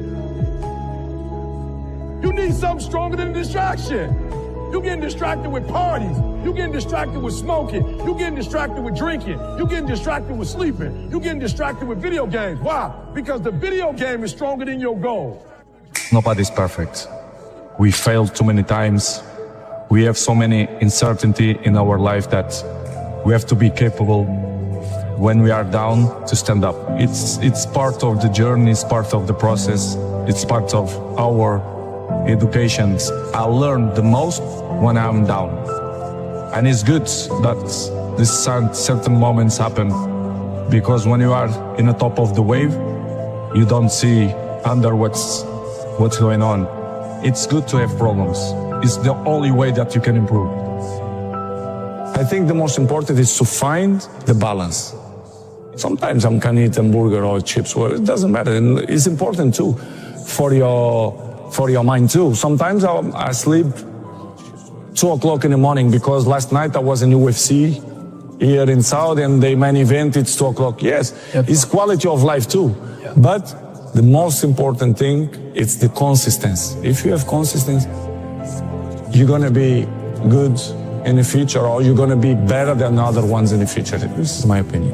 What's your secret? Because you're showing no signs of slowing down. No secrets, don't exist secrets. The secret is dedication and hard work. to be able to work 100% all the time. This is, if it exists words, this is my secret. My motivation, it's myself, I keep fighting against myself. When I wake up in the morning, I'm motivating to go to the training. The things change very quickly. Someday you are very motivated, and the next day maybe you can change everything and say, well, I don't want to carry on. You have to maintain the level. I'm not gonna go to the gym 1 hour and push-ups and do it. No, smart work, a little, but the difference between to do it something and nothing, it's huge. So this is what I try to do every day a little bit, gonna make a huge difference in the end of the day. If you weren't busy being the best player in the world, what profession would you take up instead of football? Actor. Actor? Or maybe model. I don't know. Well, I will you try. already do that, don't you? I don't know. Yeah, I already do it. But I don't know, maybe actor. I think. I don't know if I have the talent for that. But I'm always say, when you work and you dedicate a lot, you can achieve everything. Do you ever wake up and you say, I don't want to do it today? I fight against that. It's the big challenge. It's when you're not willing to do something, but you have to do it. This is the main point. This is why I say our mind, it's a box of surprises, and you have to challenge yourself to be consistent. I repeat, sometimes it's hard. It's what many people say, you like to go to the gym every day. Of course, no. It's not true. Nobody likes to go to the gym every day. But you have to do it. Past is past, it never come again. The present, it's the best gift that we have in our life. The present. Because you don't know that what's going to happen tomorrow. You don't know. I don't know, you don't know. So live the present. It doesn't matter for me if you win or if you lost. I will stand up the next day and I will continue. I miss, but I'm not gonna shy away. I'm gonna be here. Even if I miss, I will shoot. You understand? I'm always will be like that. I'm never gonna shy away. Never. And you know me, since young, I'm not shy away. Some people, they don't want to shoot penalty because they don't feel confident. It's okay. I respect that. But Cristiano never will do that. Never. Even if I miss one time, I will shoot the second time. If I lose the second time, I will shoot the third time. I'm not afraid. One important thing, I don't speak after 10, 11 o'clock, I don't speak on the phone. I don't like to speak in the night because it's activate my brain. So after 10 o'clock, don't call me. If it's urgent or with some friends, yeah, I pick it up. But if it's not, I don't like to pick up the phone anymore. What is your key bit of advice to the next generation in terms of making it to the top and staying there?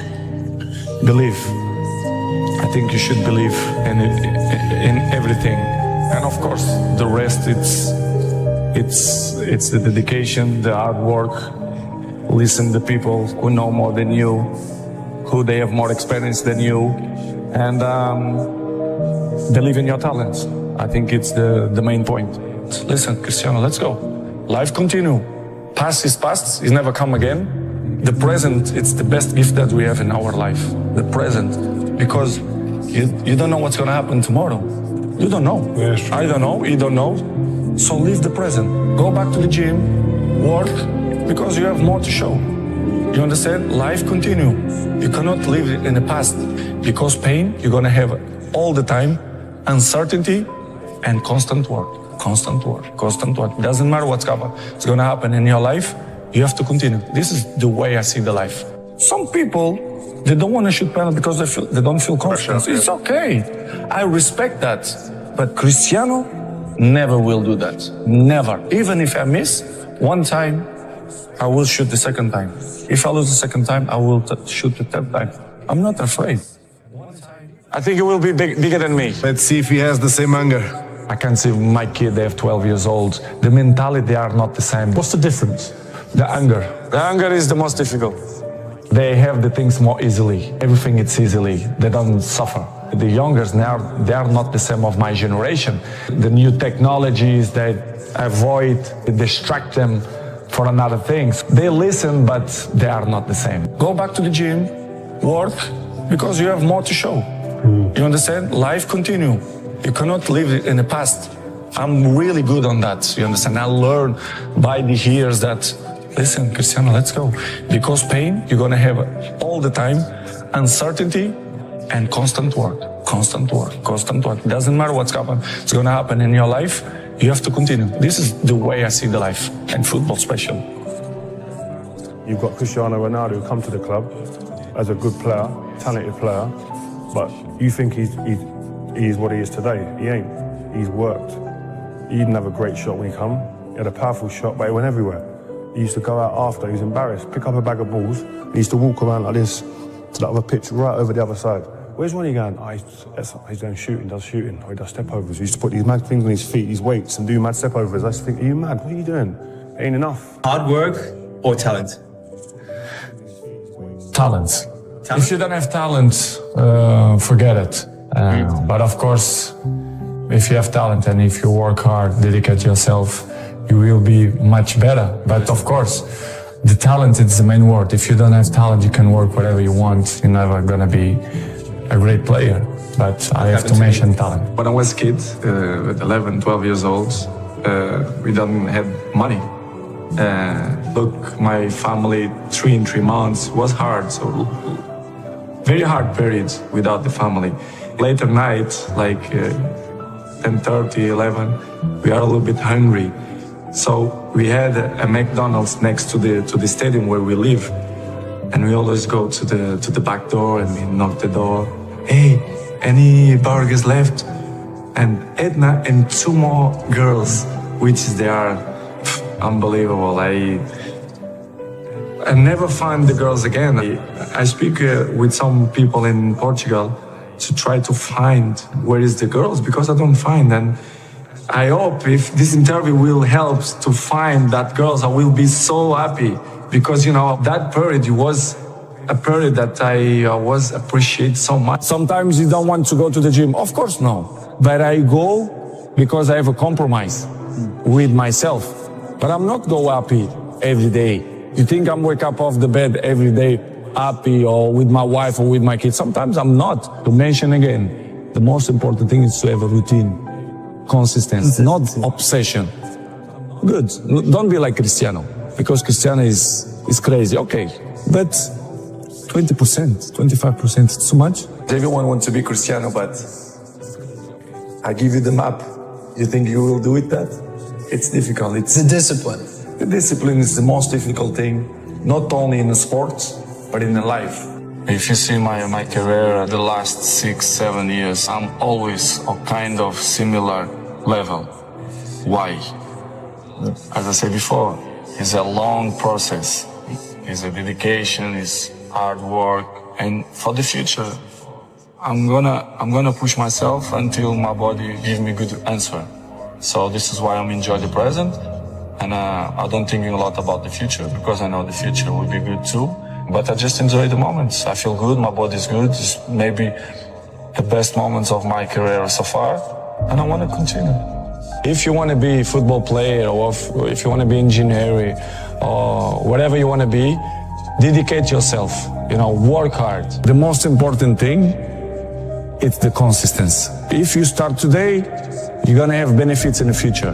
The most important thing, it's the consistency. If you have consistency, you're gonna be good in the future, or you're gonna be better than other ones in the future. If you are not consistent more than other ones, if you don't add something more than other ones, you're never gonna be number one like me. If you want to achieve successful, it's the only way. If you start today, you're gonna have benefits in the future. Maybe in the beginning you feel hard to start, but after, when you finish the gym or cold plunge or even the training, you will feel better. I'm not waste time for the people who don't like me. I think it's waste of time. If you do it good or if you do bad, they're always gonna find some criticize. Even in the national team, the last 3 months, as I told you before, the criticize was so bad. Excuses.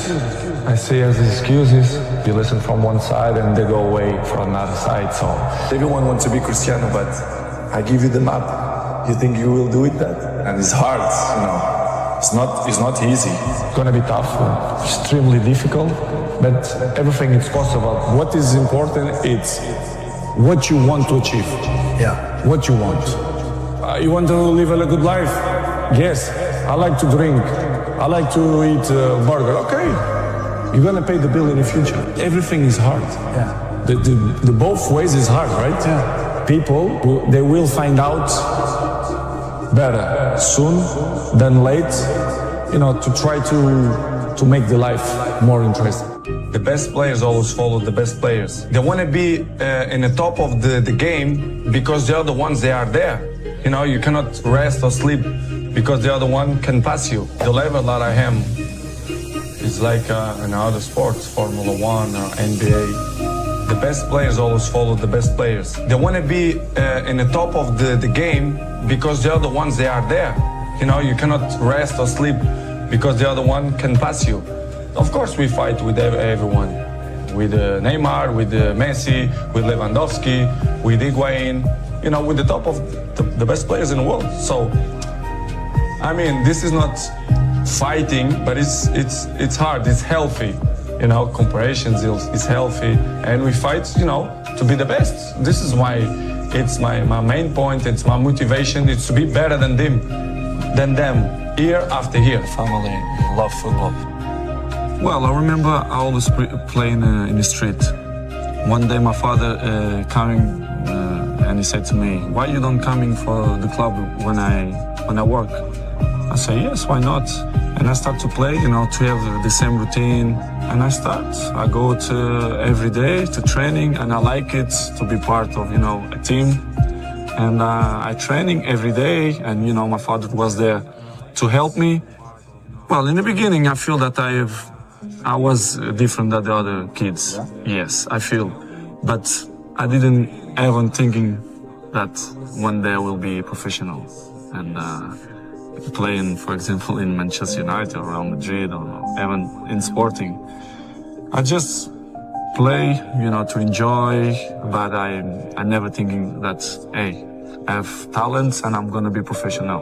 In the beginning, I didn't feel that. It's very important for me. I'm always a competitive player. Not just in the games, I'm in the training, I'm like that. In the home, with my sisters, with my mom, with my nephews, I'm always try to competitive hard and try to win. I'm like that. I never change. Because I like this, I like what I do, I like my life, I'm a happy person. So competitive is part of my life. So in Madeira, in Madrid, in England, I always want to win, I'm always competitive person. So it's part of me. How you make the balance? It's easy. When you work with the best team in the world, because I think my team, the guys who work... You have the best team in the world. In my opinion, yes. They work hard like me, outside the football. Of course, business is something that I like it, and in the future, I can see myself in that position. But now, as you know, I have to focus more in the football because it's my job. But outside of football, I have a fantastic team, the guys in the specific areas that take care of me. And I'm so blessed for that, and I feel, of course, happy for that because I have an unbelievable team. Do you look to the spreadsheets yourself? do you go to ask the managers how business is going, or you are? Of course, I like to know. Yeah, you do. Yes, it's important, and it's when something have your name, I think you should have interesting to know all the things going on. So. Not all about my shoes, but all the products, as you say, the hotels, blankets. Nike products. Very nice blanket. The blankets. I got one, yes. The headphones, many things we have. So, of course, we are in the control. As I said before, I have a fantastic team that they give me the information about everything. I'm not 100% worry what the things going on because I trust in my people. So this is why we have a fantastic team, and of course I'm so happy with my team too. The people really don't know you. Who is the people to judge something that they don't know? Of course, it's something that I don't like, but I have to live with that. I cannot change my personality. I cannot change my character. I cannot change my education. I respect the people, but of course I don't agree because the real people who know me, he knows who is Cristiano, you understand? So I cannot change the mind of the other people. Maybe sometimes in the pitch, I show something that the people don't want or don't like. But this is my kind of way to thinking, because I'm an ambitious person. I don't smile a lot in the pitch because I try to be focused. But in one point, I really understand some people, because, you know, in a life, we have always the people who judge us. But I think sometimes this is not fair, but, you know, we have to live with that. I have to work. I try to do it almost every day. This is why I'm in a top level many years. I think it's not by coincidence. It's because I do it extra outside the pitch. When I'm 12 years old, most of the people told me, Cristiano, you are a very good talent player, but you are very skinny, very slim. And I put it in my mind, the body we can improve. We can improve. We go to gym, dedication and hard work, you can improve. So I've improved myself. Athleticism means a lot. For me, I think the small details in the hands gonna make a huge difference to compare with the other players. So I think it's very important to do this kind of work. And I think it's going well on me. This is why I'm in good shape almost all the year. And I wanna carry on like that because it's helped me a lot. It's part of me. I'm not doing that kind of work because I have to. It's because it's part of me. Believe and follow his dreams, work hard. Many important people and people who I respect a lot, especially my dad and my mom, always give me, you should respect, if you want respect, you should respect the other people. And this is what I always put in my mind. If you see my career at the last 6-7 years, I'm always of kind of similar level. Why? As I said before, it's a long process. It's a dedication, it's hard work. And for the future, I will try to maintain the same. I'm gonna push myself until my body give me good answer. So this is why I'm enjoying the present. And I don't think a lot about the future because I know the future will be good too. But I just enjoy the moments. I feel good, my body's good. It's maybe the best moments of my career so far. And I want to continue. When you was in Manchester, I saw you knew you wasn't complete. What did you do? What was you doing when everybody go inside, finish training? What was you doing? I learn and to be better and better. To be around the best players in the world. So, but if you make the two things, talent with work hard, you can be a huge player. And this is my heritage. And I think I'm in that role. How much do you pay for that? How much do you give for that? How much do you train for that?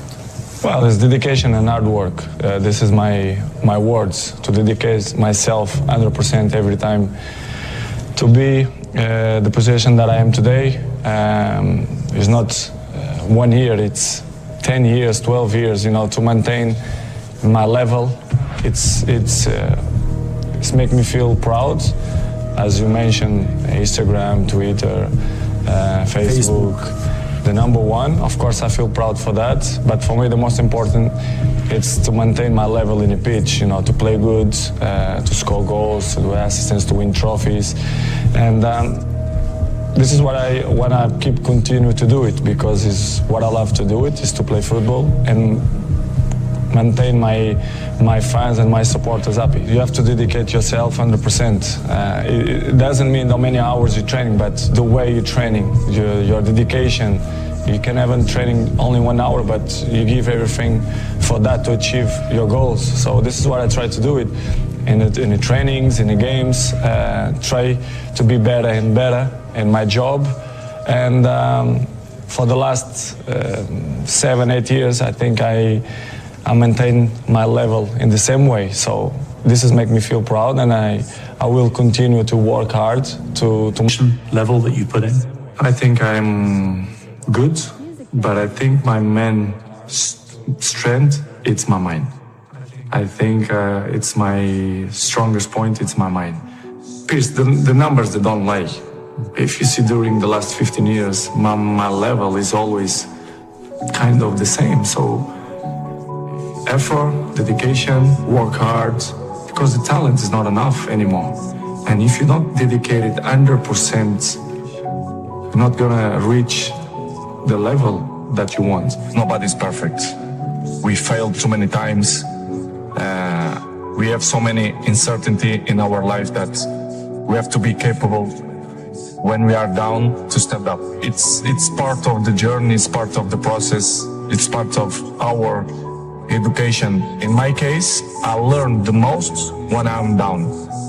And it's good that these certain moments happen, because when you are in the top of the wave, you don't see under what's going on.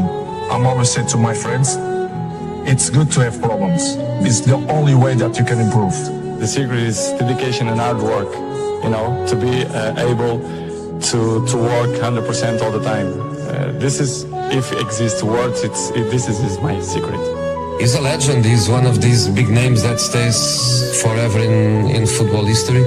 But the guy he motivates himself with numbers, with new things. He wants to win the gold ball X times and the golden boot X times, and he wants to not just to play these Euros. He's already thinking that he wants to play the next World Cup. Does he get angry when people say maybe Messi's better? Would that infuriate him? I don't think so. I just think that critics motivates him. I think he feels if people criticize me, it's because I am who I am, and I did what I did, and I still try to do, and he gets that as an extra motivation. I think as an opponent, you should be quiet and don't say a wrong word about him, because that would be always a motivation for him. I think he's the player that everybody knows he is, and mentally really very, very strong. Once again, as you say, it's Cristiano Ronaldo, and it's controversy once again. Why is it always the case with you? I don't know why. Maybe someone's don't like me, but because maybe I'm too good. It is what it is. The life it's completely difficult. We have obstacles in our lives, and I will keep running to fight against the people who don't believe me. And the life is a challenge, and I want the people that they're wrong. I'm there every morning and do the same stuff. I'm probably the first ones to arrive and the last ones to go out. It's great. This is giving me motivation to still work hard and better in my job. But I have to say, to be in my shoes is not easy. But I'm not complaining. I just want to say that I'm feel happy. All this happened because of reason. The reason is I'm unbelievable inside the pitch. This is why the people have so much interest on me. Are you the best footballer in the world right now? I think so, yes. In my mind, I'm always the best. I don't care what the people thinking, what they say. In my mind, not just this year, but always, I'm always the best. I'm always going to say that, because I think we have to thinking we are the best in our area. So in my area, I think I'm the best. Is there anything that Lionel Messi is better than you at? It's opinions. I respect the opinions. Maybe in your opinion, Messi is better than me, but in my mind, I'm better than him. So it's simple. Is that rivalry a good thing? For me, rival don't exist. The means of this word is not don't exist. Rivals is in a war. This is it. We have rivals. In football, no. It's just a game. I think the numbers, they say everything. I don't need to say, I'm a minister of football, I'm a legend. The numbers say everything. So this is, I'm very comfortable. Cristiano Ronaldo, those two just keep pushing each other on, pushing the boundaries of greatness. Exactly, and would they have been able to, that's the question that I always ask myself, would they have been able to do this and keep this up, the relentlessness that they've shown without each other? if they was out on their own, no one else around, would they continue to have done this? That's the question. No, they probably do add to the motivation. Yeah, 100%. I think all the great sportsmen in the world have always had that someone else to feed off. And I think this is another great rivalry in football. They don't talk about it. Seems like there's a bit of a respect between them. They don't ever mention each other really, but they're just phenomenal to watch. And people try and make comparisons of who's better, etc. Just enjoy them, man. How much has Lionel Messi pushed you to become a better player? I'm pushed to myself. I don't need other players to push myself. I just work since I was in sporting, so I push myself all the time to be the best. As I say many times, in my opinion, I'm the best because I think we have to think like that, not just in my job, but you have to think in your job. You are the best reporter, and I'm thinking like that. If I'm not thinking like that, I'm not going to be stronger than I think I am. But you also love individual awards. They matter to you. It's part of my sacrifice, my obsession to win, to have success. You know, when I say success, it's I work for that. Talent is not enough. I dedicate myself so much that this is part of me. Records is part of me. I don't follow the records. The records follow me, which is different. Are you addicted to winning? Yes, I am. I'm addicted to the success. Because that's the thing that really drives you. Yes, I think so. And I think it's not something bad. I think it's good. It motivates me. If something not motivated, it's better, to stop. We shared this stage 15 years, me and him. I don't know if it's ever happened in football. The same two guys in the same stage all the time. So it's not easy, as you know. And of course we have a good relationship. We have that battle the last 15 years, which is good. He pushed me and I push him as well. So it's good to be part of history of football. I'm there, and of course he's there as well. When I was at Manchester United, and you think, who was that person who had a massive impact on the club while they were there? And you can't look no further than Cristiano. And you talk about mindset. I don't know a stronger, more determined, obsessed player that I'd share the changing room with, because he was just phenomenal. Why we don't believe that we can do it better? We have to believe, we have to be positive to try to change the things. They only give up the guys who is weak mentally. This is why I mentioned in the beginning, you here, you have to implant that in your mind, that we are capable to change things. Well, my best works is dedication and hard work. To achieve this kind of things, you need to work hard and, be a great professional, be serious in your job. And this is what I try to do. Been a great debate over the last few years with him and Messi. But I think over the last 6 months, I think he's gone on to another level. I think he's out there on his own. The way he started the World Cup, the way he finished last season. How many times can we say it about him? His improvement, his attitude. And I think a lot of it is not natural ability for Ronaldo. As brilliant as he is, I think it's just sheer hard work, determination, desire, courage. He's got a lot of courage, wants to get in there, he's brave. I've said it before, the guy's a genius. This difference between making it because of talent and making it because of work ethic. You said to me you felt like an enormous percentage of your success has come from work ethic, and that there's sort of an unfair perception maybe of you of just being hyper talented, and that's where all the success comes from. To be honest, I think both have to work in the same time, because talent without work is nothing, and work without talent is nothing too. So I think the both mix up. And of course I have two. I'm not will say that I have more one than the other one, because if you see my whole career for the last 20 years, my level was high, and this is, as you can know, it's really tough. Not only in a football, but in any area. If you are top for 20 years, is unbelievable. My biggest motivation is to carry on, to still enjoy, to make people happy, to make my family happy. So for me, I have both talent and work ethic. But the fact is that he has shown that it's not just ability. It is hard work, and he seems to be getting the fruits of all the hard work that he's put in down the years. He looks like somebody who will not put anything that's not going to benefit him inside his body. For example, you arrive home, you had a lunch, you do it a quick nap, and you wake up, you play with your kids, and I have to go to the gym at least 30-40 minutes, but this will make the difference in the end of the day, you understand? If you not do that work, you miss one. The next day, it's 2 sessions that you lost, and I know in the end of the day, in the hand, they're gonna make a huge difference. This is why I'm 34 and I look 28. Every year is a challenge for me to be better than last year. So I know it's tough. Last year was amazing. 2 years ago was amazing too.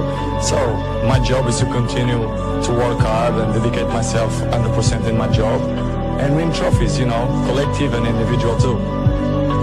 He said, let's go and having a lunch after training. Go to his house, he was few people on the table. I look at it, it was just some salad, plain white chicken, no juice, just water. So we have a food, quickly a lunch, and after that, he said, let's go in the garden and play 2-touch. I said, Cristiano, we just finished. So we go playing 2-touch, after that, let's go for a swim. After that, let's have a sauna, jacuzzi. I was like, Cristiano, why we didn't stay at the training room? So that's why I said Cristiano deserves everything he got right now. So I'm really happy for him, and he deserves. He deserves because he works so hard and he's a machine. Rio beat him in front of everyone, so we screamed, and Cristiano was so angry. He sent his cousin by a tennis table. After 2 weeks, he back and he beat Rio in front of all of us. So that's Cristiano Ronaldo. He don't want to lose any game. The discipline is the most difficult thing, not only in the sports, but in the life. I give you the map. You are willing to do that? Yeah. It's the main point, because everyone wants to be Cristiano. It's the consistency. If you start today, you're gonna have benefits in the future. The most important thing is the consistency. If you have consistency, you're gonna be good in the future, or you're gonna be better than other ones in the future. If you are not consistent more than other ones, if you don't do it at something more than other ones, you're never gonna be number one like me. If you want to achieve successful, it's the only way. Go back to the gym, work, because you have more to show. You understand? Life continue. You cannot live in the past. I'm really good on that. You understand? I learned by the years that, listen, Cristiano, let's go. Because pain, you're gonna have all the time, uncertainty and constant work. Constant work, constant work. Doesn't matter what's happening. It's gonna happen in your life. You have to continue. This is the way I see the life, and football especially. The level that I am is like in other sports, Formula 1, NBA. The best players always follow the best players. They want to be in the top of the game because the other ones, they are there. You cannot rest or sleep because the other one can pass you. Of course, we fight with everyone. With Neymar, with Messi, with Lewandowski, with Higuain, with the top of the best players in the world. So, I mean, this is not fighting, but it's hard, it's healthy. Comparisons is healthy, and we fight, to be the best. This is why it's my main point, it's my motivation, it's to be better than them, year after year. Listen, Cristiano, let's go. Life continue. Past is past, it never come again. The present, it's the best gift that we have in our life. The present, because you don't know what's gonna happen tomorrow. You don't know. I don't know, you don't know. So live the present. Go back to the gym, work, because you have more to show. You understand? Life continue. You cannot live in the past, because pain, you're gonna have all the time, uncertainty and constant work. Constant work, constant work. Doesn't matter what's happening. It's gonna happen in your life.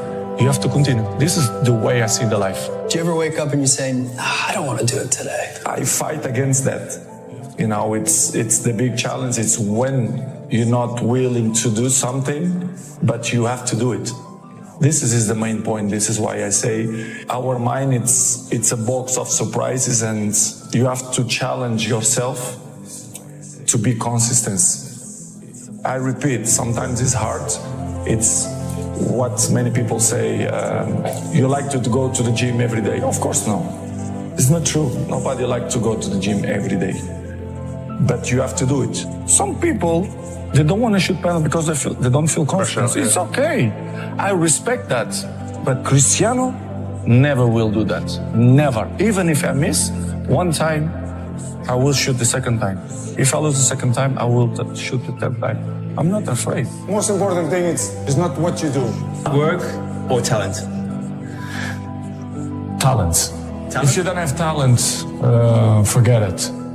But of course, if you have talent and if you work hard, dedicate yourself, you will be much better. But of course, the talent is the main word. If you don't have talent, you can work whatever you want. You're never gonna be a great player.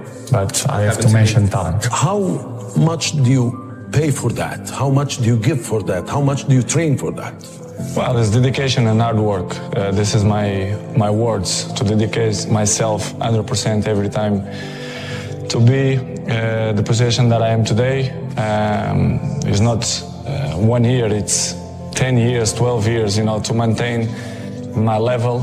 It's making me feel proud. As you mentioned, Instagram, Twitter, Facebook.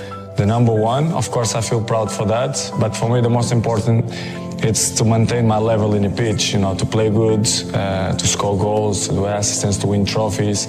And this is what I want to keep continue to do it, because it's what I love to do it, is to play football and maintain my fans and my supporters happy. You have to dedicate yourself 100%. It doesn't mean how many hours you're training, but the way you're training, your dedication.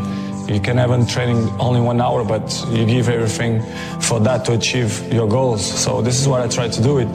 In the trainings, in the games, try to be better and better in my job.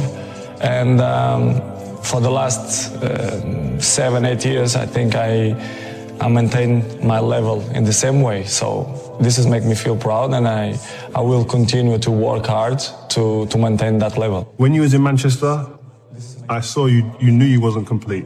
What did you do? What was you doing when everybody go inside, finish training? What was you doing? I learn and to be better and better, to be around the best players in the world.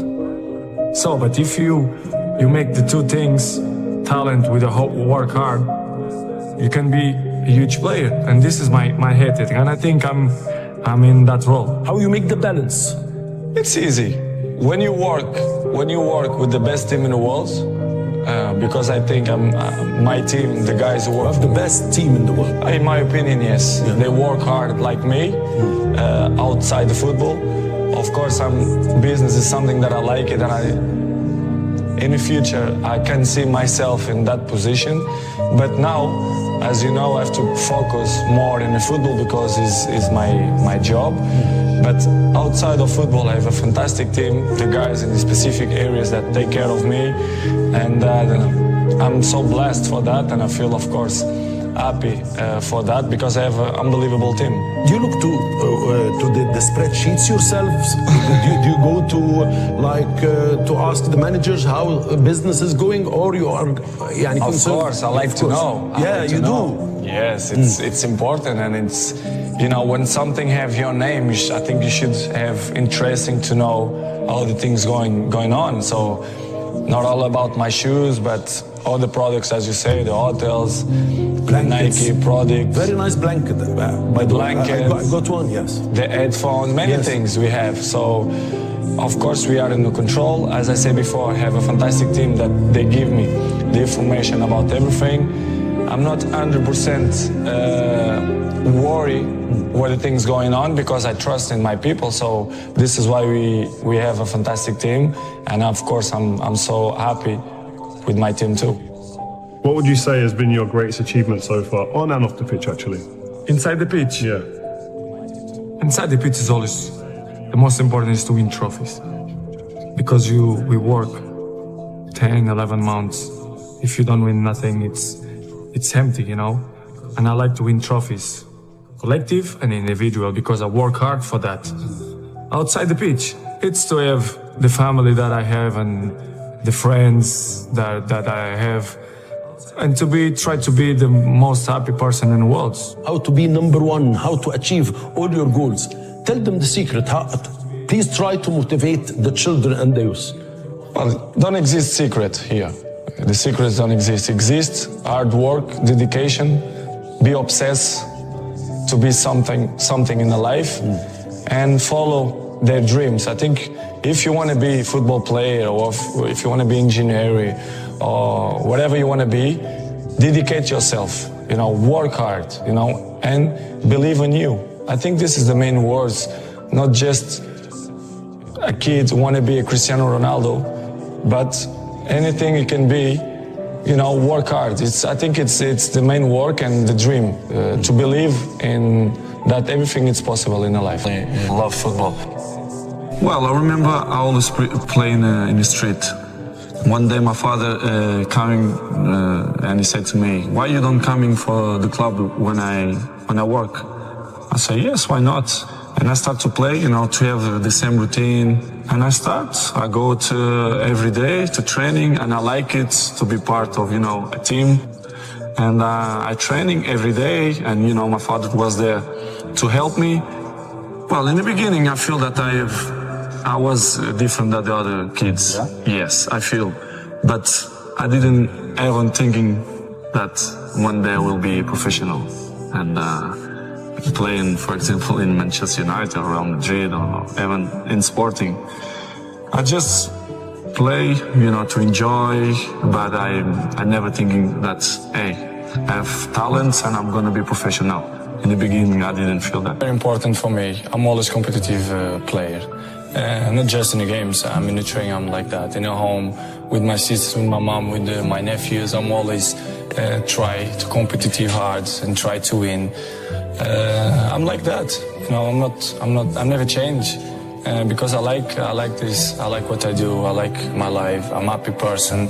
So competitive is part of my life. So in Madeira, in Madrid, in England, I always want to win, I'm always a competitive person, so it's part of me. Why make the move from Manchester United to Real Madrid when you did? I think everything have a beginning and end, and everything. So what I did in Manchester is completely finished because I win almost everything there. So I always strive for a new challenge. This is what I try to do, to move Manchester from Madrid. It's not about the contracts. It's about new challenge, my family too, close to my family, different weather, the language, everything. And the most important things, what I move is a challenge.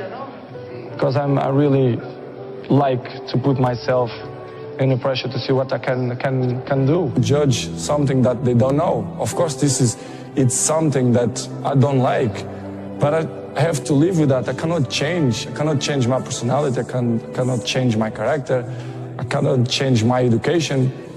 I respect the people, but of course I don't agree, because the real people who know me, he knows who is Cristiano, you understand? So I cannot change the mind of the other people. Maybe sometimes in the pitch, I show something that the people don't want or don't like, but this is my kind of way to thinking, because I'm an ambitious person.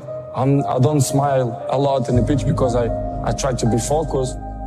But in one point, I really understand some people, because, in a life, we have always the people who judge us. But I think sometimes this is not fair, but, we have to live with that. Believe and follow his dreams, work hard. Many important people and people who I respect a lot, especially my dad and my mom, always give me, you should respect. If you want respect, you should respect the other people. And this is what I always put in my mind. If you see my career at the last 6-7 years, I'm always a kind of similar level. Why? As I said before, it's a long process. It's a dedication, it's hard work. And for the future, I will try to maintain the same. I'm gonna push myself until my body give me good answer. So this is why I'm enjoying the present. And I don't think a lot about the future because I know the future will be good too. But I just enjoy the moments. I feel good, my body's good. It's maybe the best moments of my career so far. And I want to continue. Do you think what makes you different to the others, to the next rung on the ladder, if you like, of very good players, is the dedication level that you put in? I think I'm good, but I think my main strength, it's my mind. I think it's my strongest point, it's my mind. Pierce, the numbers, they don't lie. If you see during the last 15 years, my level is always kind of the same. So effort, dedication, work hard, because the talent is not enough anymore. And if you don't dedicate it 100%, you're not gonna reach the level that you want. Talent without work is nothing, and work without talent is nothing too. So I think they both mix up. And of course I have two. I'm not will say that I have more one than the other one, because if you see my whole career for the last 20 years, my level was high, and this is, as you can know, it's really tough. Not only in football, but in any area. If you are top for 20 years, is unbelievable. And I do that, and I continue to do that. For me, it's a big achievement, and my biggest motivation is to carry on, to still enjoy, to make people happy, to make my family happy. So for me, I have both talent and work ethic. The discipline of Cristiano, the discipline is unbelievable. I never see this. The discipline is in another level. I see professional football players, professional like Zlatan. They all, like a lot of players, they're very professional. They come early, they do all the recoveries and stuff like that. But someone that been there every single day and don't stop, that's Cristiano. That's Cristiano. Cristiano is every day. You know, some days you can like, oh, I'm okay, he doesn't miss one day. He's disciplined. No, it's like he's a professional. We're all professional. But the discipline to do it every single day, non-stop. The young boy came to my office.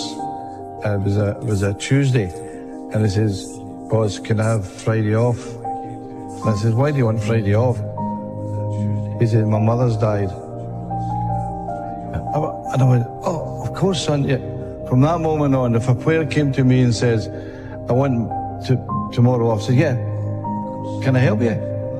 You know, in the case of Cristiano, I knew his father was ill. I knew he was in hospital, and it was important for him to be there. You know, it didn't matter the football club. Yeah. You've got to understand, there's some things that are bigger than the football club. Yeah. And family is definitely one of them, without question. Especially when I remember the thing that I have more in my memory is the time when my father was sick in hospital. And we had a tough moment of the season because we had important games in the Champions League, in the league. And I say, "Coach, I need to go to see my daddy." And I was a key player. I was a very important player. And he said, "Listen, your family is the most important that you have in life. If you want to go 3 days, 4 days, 5 days, you can go." These moments is what I keep for me because it was the most important moments in my life. And he shared with me. This is why I respect him. And for me, is the best coach I ever had. It's interesting, that first couple of years of Cristiano, when he was frustrated, did you always think that he would get to the level that he did? Absolutely. Well, his game, he was amazing, the kid. Even though he's 17, he's come up for 18, of course, but he was amazing. But, you know, we had all that prepared to bring him to the club. But it was going to be the next year, that was the arrangement. Yeah. And Carlos Queiroz organised it with the Sporting Lisbon people. But then he come into the first team, and he's a sensation. And immediately Real Madrid, Arsenal were all hovering and we had to move quickly. Unfortunately, got me in the little room after the game, said to him, "I want to come back in the plane with us." he's going to owe him money. The next day, we got a private plane, brought him, his mother and his sister and his brother and his lawyer over, and he signed. How many people in the world do you completely trust? Completely, 100%. I'm not gonna say names because I think it's not fair. But I will say 4 persons. 4? Yes. 100% trust, 4 persons. Wow. I have a very close friends, family, but who I trust 100%, maybe 4 persons. 100%. Pulled me to his office. He said, Patrice, Cristiano Ronaldo agreed 99% to come back. And Gareth Bale, he needed 200 million. And the club refused to give him those 200 million. Now they spend billion. And what year was that? 2013. I remember when I get out of his office, I was like, Cristiano is back. Gareth Bale. You know, we're back in business after winning the title and everything. Imagine those two. Imagine. So that's what he said. He said, I need to win more Champions League. Then one morning, I come back in the training ground. I arrive in the dressing room. For the first time, I see the gaffer with his normal clothes, not the training kit. I say, oh. He said, okay, guys, I'm going to resign. I made the decision. Wow. Because my wife lost a sister. He said things like that. I know I'm letting you down, but this is a personal matter. And he just went back in his office. See a goal with the bicycle like this one. The way I jump against Buffon, against Juventus, quarterfinals of Champions League, probably one of the best goals I ever seen in football. Not just because it's my goal. If it will be another player, I will say the same. Better than sex? Better than sex. Be honest. Be honest. Be honest. No. It was, wasn't it? No, with my Gio, no. Let's talk about football briefly. You currently have 145 records where you've been most, first, or only something in professional football. It's a ridiculous number. You're a team player in the sense you love to win big team competitions, but you also love individual awards. They matter to you. It's part of my sacrifice, my obsession to win, to have success. You know, when I say success, it's I work for that. Talent is not enough. I dedicate myself so much that this is part of me. Records is part of me. I don't follow the records. The records follow me, which is different. Are you addicted to winning? Yes, I am. I'm addicted to the success. Because that's the thing that really drives you. Yes, I think so. And I think it's not something bad. I think it's good. It motivates me. If something not motivated, it's better, to stop. You understand? The record's coming in a natural way. It's different. But when you are close, you say, why not? For example, this record now, I think I had a chance to beat, and it's a beautiful record. The most top scorer in the world history. One important thing, I don't speak after 10, 11 o'clock, I don't speak on the phone. I don't like to speak in the night because it activates my brain. So after 10 o'clock, don't call me. Even, if it's urgent or with some friends, I pick it up. But if it's not, I don't like to pick up the phone in the night. Do you have more pounds in the bank or more Instagram followers? It's a good question. Probably similar, I don't know.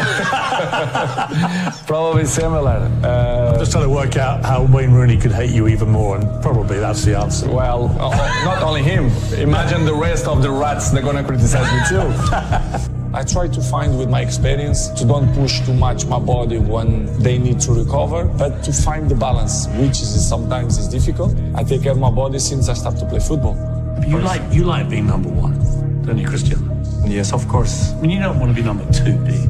If I sat here and said to you, you're the second most followed person on Instagram, if I will be the third or fourth, for me it doesn't matter. In my job, yes. In my job, yes. I want to be the number one. Fame is a very double-edged sword, isn't it? I know that part of you, I can tell, loves the attention, the adulation, the fame. Being Cristiano Ronaldo must be, for a lot of the time, incredible. Cristiano, let me start just by asking you, why are you doing this interview with me? Because I think it's the time to say something. and because I like you. As simple as that. Well, don't say that in public. Well, I like you too, and I appreciate it, because I think that you've had to sustain a lot of criticism this year in particular, probably more than at any stage in your career. And I think it's time to set the record straight and to clear up a few things, not least, I suspect, for the fans of Manchester United. You must be wondering what the hell's been going on. Oh, as I say many times, the fans, I'm always gonna say good about them. They are the most important things in the football. You play for them. Price is good for me. I feel very confident in the game, and I play 19 minutes, and I think I play very well. And was the culmination of that dream, I think it was just a few days later, they said, we want to sign him. After the game, I speak. I listen to what speak with my agent, and it showed very interesting for me, and I'm very happy, and I say, oh, it's amazing. And the people brought me for England to show the academy, show me the club, and of course I say yes, because it's an amazing club. It's different, it's top class, top club. You know the story that a few of the United players said to the boss afterwards, you've got to sign him. He destroyed us, he was fantastic. Have they ever said anything to you about that, the players? Yeah, someone tell me. Of course, when the players speak about you good and say, you need to work this player for England. It's amazing, because the players, they like the football, they like the good players, and the situation it's good, because if you players say you need to buy this player, it's a good for Manchester. It's a Manchester United player, and when the people say this, of course I feel very good and feel very proud. I think the most important is to find the balance. Sometimes I can eat a burger or chips, well, it doesn't matter. And it's important too for your mind too. Sometimes I sleep 2 o'clock in the morning, because last night I was in UFC here in Saudi, and the main event, it's 2 o'clock. Yes, it's quality of life too. But the most important thing, it's the consistency. If you have consistency, you're gonna be good in the future, or you're gonna be better than other ones in the future. This is my opinion. My motivation, it's myself, I keep fighting against myself. When I wake up in the morning, I'm motivating to go to the training. I'm my own medic, my own doctor. I am my mental coach, my nutritionist, my doctor. If you do the right things, you're gonna be better than other persons. For example, I take sun now, take 20 minutes, and I know it's gonna help me. The sun is good for the body. Of course, if I will be here all day, I will be with wrinkles, will be bad. But 30 minutes, and I feel good. With 36, I'm still here.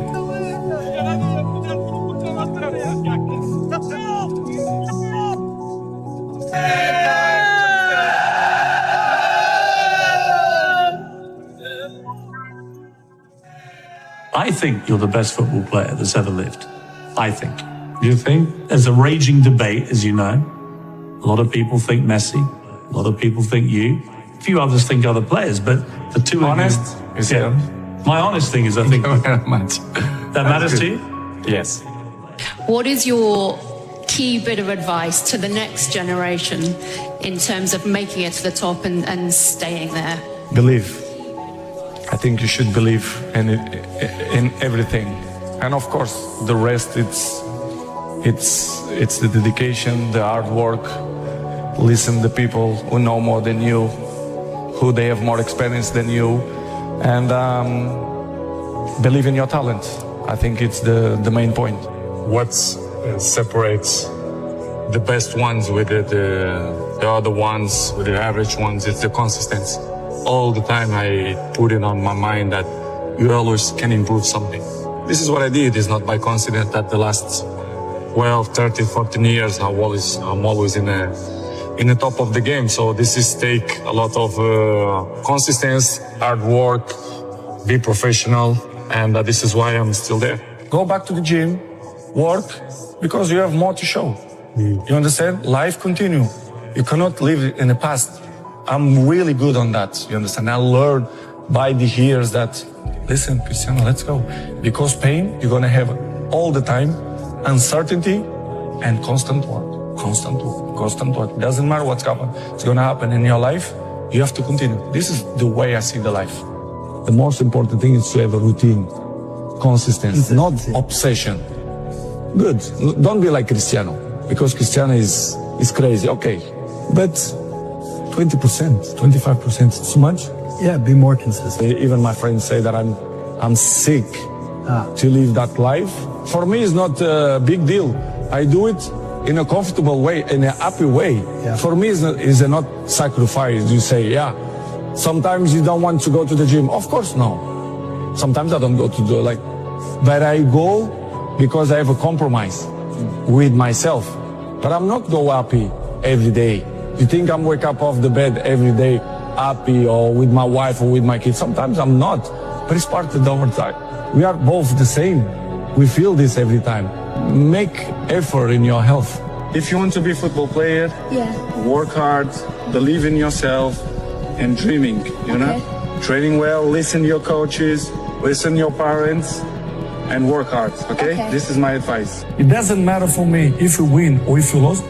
I will stand up the next day and I will continue. Right. I miss, but I'm not gonna shy away. I'm gonna be here. Even if I miss, I will shoot. I'm always will be like that. I'm never gonna shy away. Never. And you know me, since young, I'm not shy away. Some people, they don't want to shoot penalty because they don't feel confident. It's okay. I respect that. But Cristiano never will do that. Never. Even if I miss one time, I will shoot the second time. If I lose the second time, I will shoot the third time. I'm not afraid. One important thing, I don't speak after 10, 11 o'clock, I don't speak on the phone. I don't like to speak in the night because it's activate my brain. So after 10 o'clock, don't call me. Even, if it's urgent or if it's some friends, pick it up. But if it's not, I don't like to pick up the phone anymore. Some people, they don't want to shoot penalty because they don't feel confident. It's okay. I respect that. But Cristiano never will do that. Never. Even if I miss one time, I will shoot the second time. If I lose the second time, I will shoot the third time. I'm not afraid. One thing that I learned in a few years is enjoy the moment. Enjoy the moment. Live the moment, because you don't know what's going to happen tomorrow. Past is past. It never come again. The present, it's the best gift that we have in our life. The present. Because you don't know what's going to happen tomorrow. You don't know. Yes. I don't know. You don't know. So live the present. All of us, nobody's perfect. We failed too many times. We have so many uncertainty in our life that we have to be capable when we are down to stand up. It's part of the journey, it's part of the process, it's part of our education. In my case, I learn the most when I'm down. And it's good that these certain moments happen, because when you are in the top of the wave, you don't see under what's going on. I'm always say to my friends, it's good to have problems. It's the only way that you can improve. Because everyone wants to be Cristiano, but I give you the map. You think you will do it that? It's difficult. It's the discipline.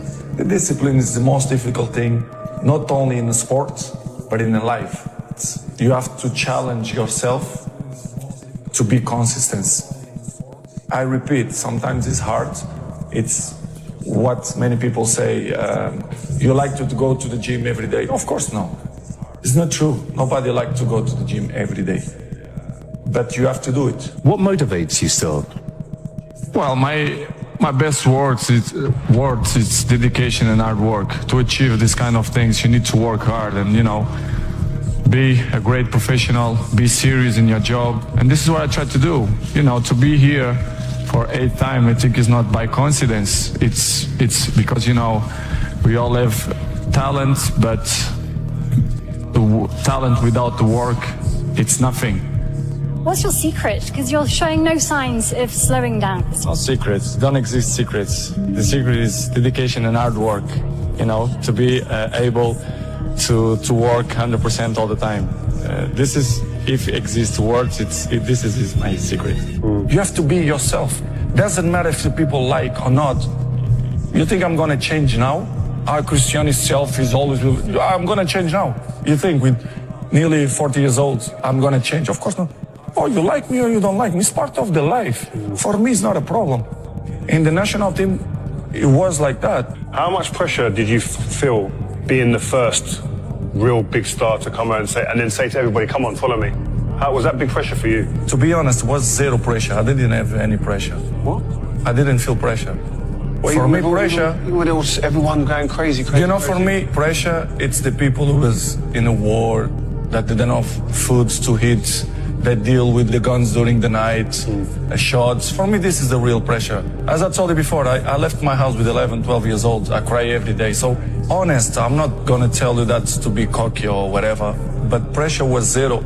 I have millions, billions, but the most important thing, it's the family. Keep your family healthy, good, and take care of your family, because this is the most important thing in the world. Apart of that, of course, you have your life, your private life, but in the beginning, your family, it's always with you, for the good moments and for the bad moments. Do you ever wake up and you're saying, I don't want to do it today? I fight against my mind. Yes, sometimes it's happened. We are all human beings. We are not happy every day. We are, not in a good mood every day. It's normal. It's part of us. You like to go to the gym every day? Of course no. It's not true. Nobody likes to go to the gym every day. But you have to do it because your mental strength is coming from that moments, that in a hard moments, you should do it. And I do it because after that, maybe in the beginning you feel hard to start, but after when you finish the gym or cold plunge or even the training, you will feel better. I don't care what the people thinking about me, and if they say that I'm cocky, that I'm arrogant, I don't care, honestly. With 14 years old, I have 5 kids, I have the best friends ever, I have the team that they help me a lot. Public opinion for me is not important anymore. I just want to be happy, to do what I like to do, to still maintain my level in football, score goals, which is still maintain me happy, and I'm still happy when I go training, compete in the training. And I think I'm a normal people. I don't spend money. For example, I'm not go shopping. If I go anywhere, I can buy whatever I want, but I don't need that anymore. And you know me, since young, I'm not shy away. I'm not that scared ass that I have cramp, which is I understand. Some people, they don't want to shoot penalty because they don't feel confident. It's okay. I respect that. But Cristiano never will do that. Never. Even if I miss one time, I will shoot the second time. If I lose the second time, I will shoot the third time. I'm not afraid. I'm not obsessed for the money, because I think the money, it can help you in many ways. But when you reach some level, the money doesn't matter anymore, in my opinion. But it's always good to have more, because we are human beings. We are never happy with what we have. That is something that I learned during the time, that financial is important, the money is important, but other things, they are more important than that. I'm my own medic, my own doctor. I am my mental coach, my nutritionist, my doctor. If you do the right things, you're gonna be better than other persons. For example, I take sun now, take 20 minutes, and I know it's gonna help me. The sun is good for the body. Of course, if I will be here all day, I will be with wrinkles, will be bad. But 30 minutes, and I feel good. With 36, I'm still here. I don't drink, I don't smoke, I don't have tattoos, I don't want to impress anyone. I just want to show the best of myself. I always strive for hard work, dedication, and excellence. My life and my success came from my work. Because how much has Lionel Messi pushed you to become a better player? And the second part of that question, would you say that you two are the best players of all time, better than Pele, Maradona? I'm pushed to myself. I don't need other players to push myself. I just work since I was in sporting. So I push myself all the time to be the best.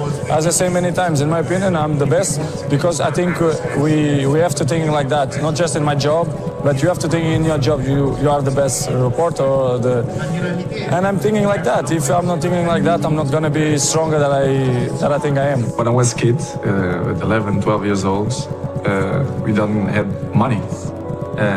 Look, my family, 3 in 3 months was hard, so very hard period without the family. Later night, like 10:30, 11, we are a little bit hungry. So we had a McDonald's next to the stadium where we live, and we always go to the back door and we knock the door. Hey, any burgers left? And Edna and 2 more girls, which they are unbelievable. I never find the girls again. I speak with some people in Portugal to try to find where is the girls because I don't find. And I hope if this interview will help to find that girls, I will be so happy because, you know, that period was a period that I was appreciate so much. When you was in Manchester, I saw you knew you wasn't complete. What did you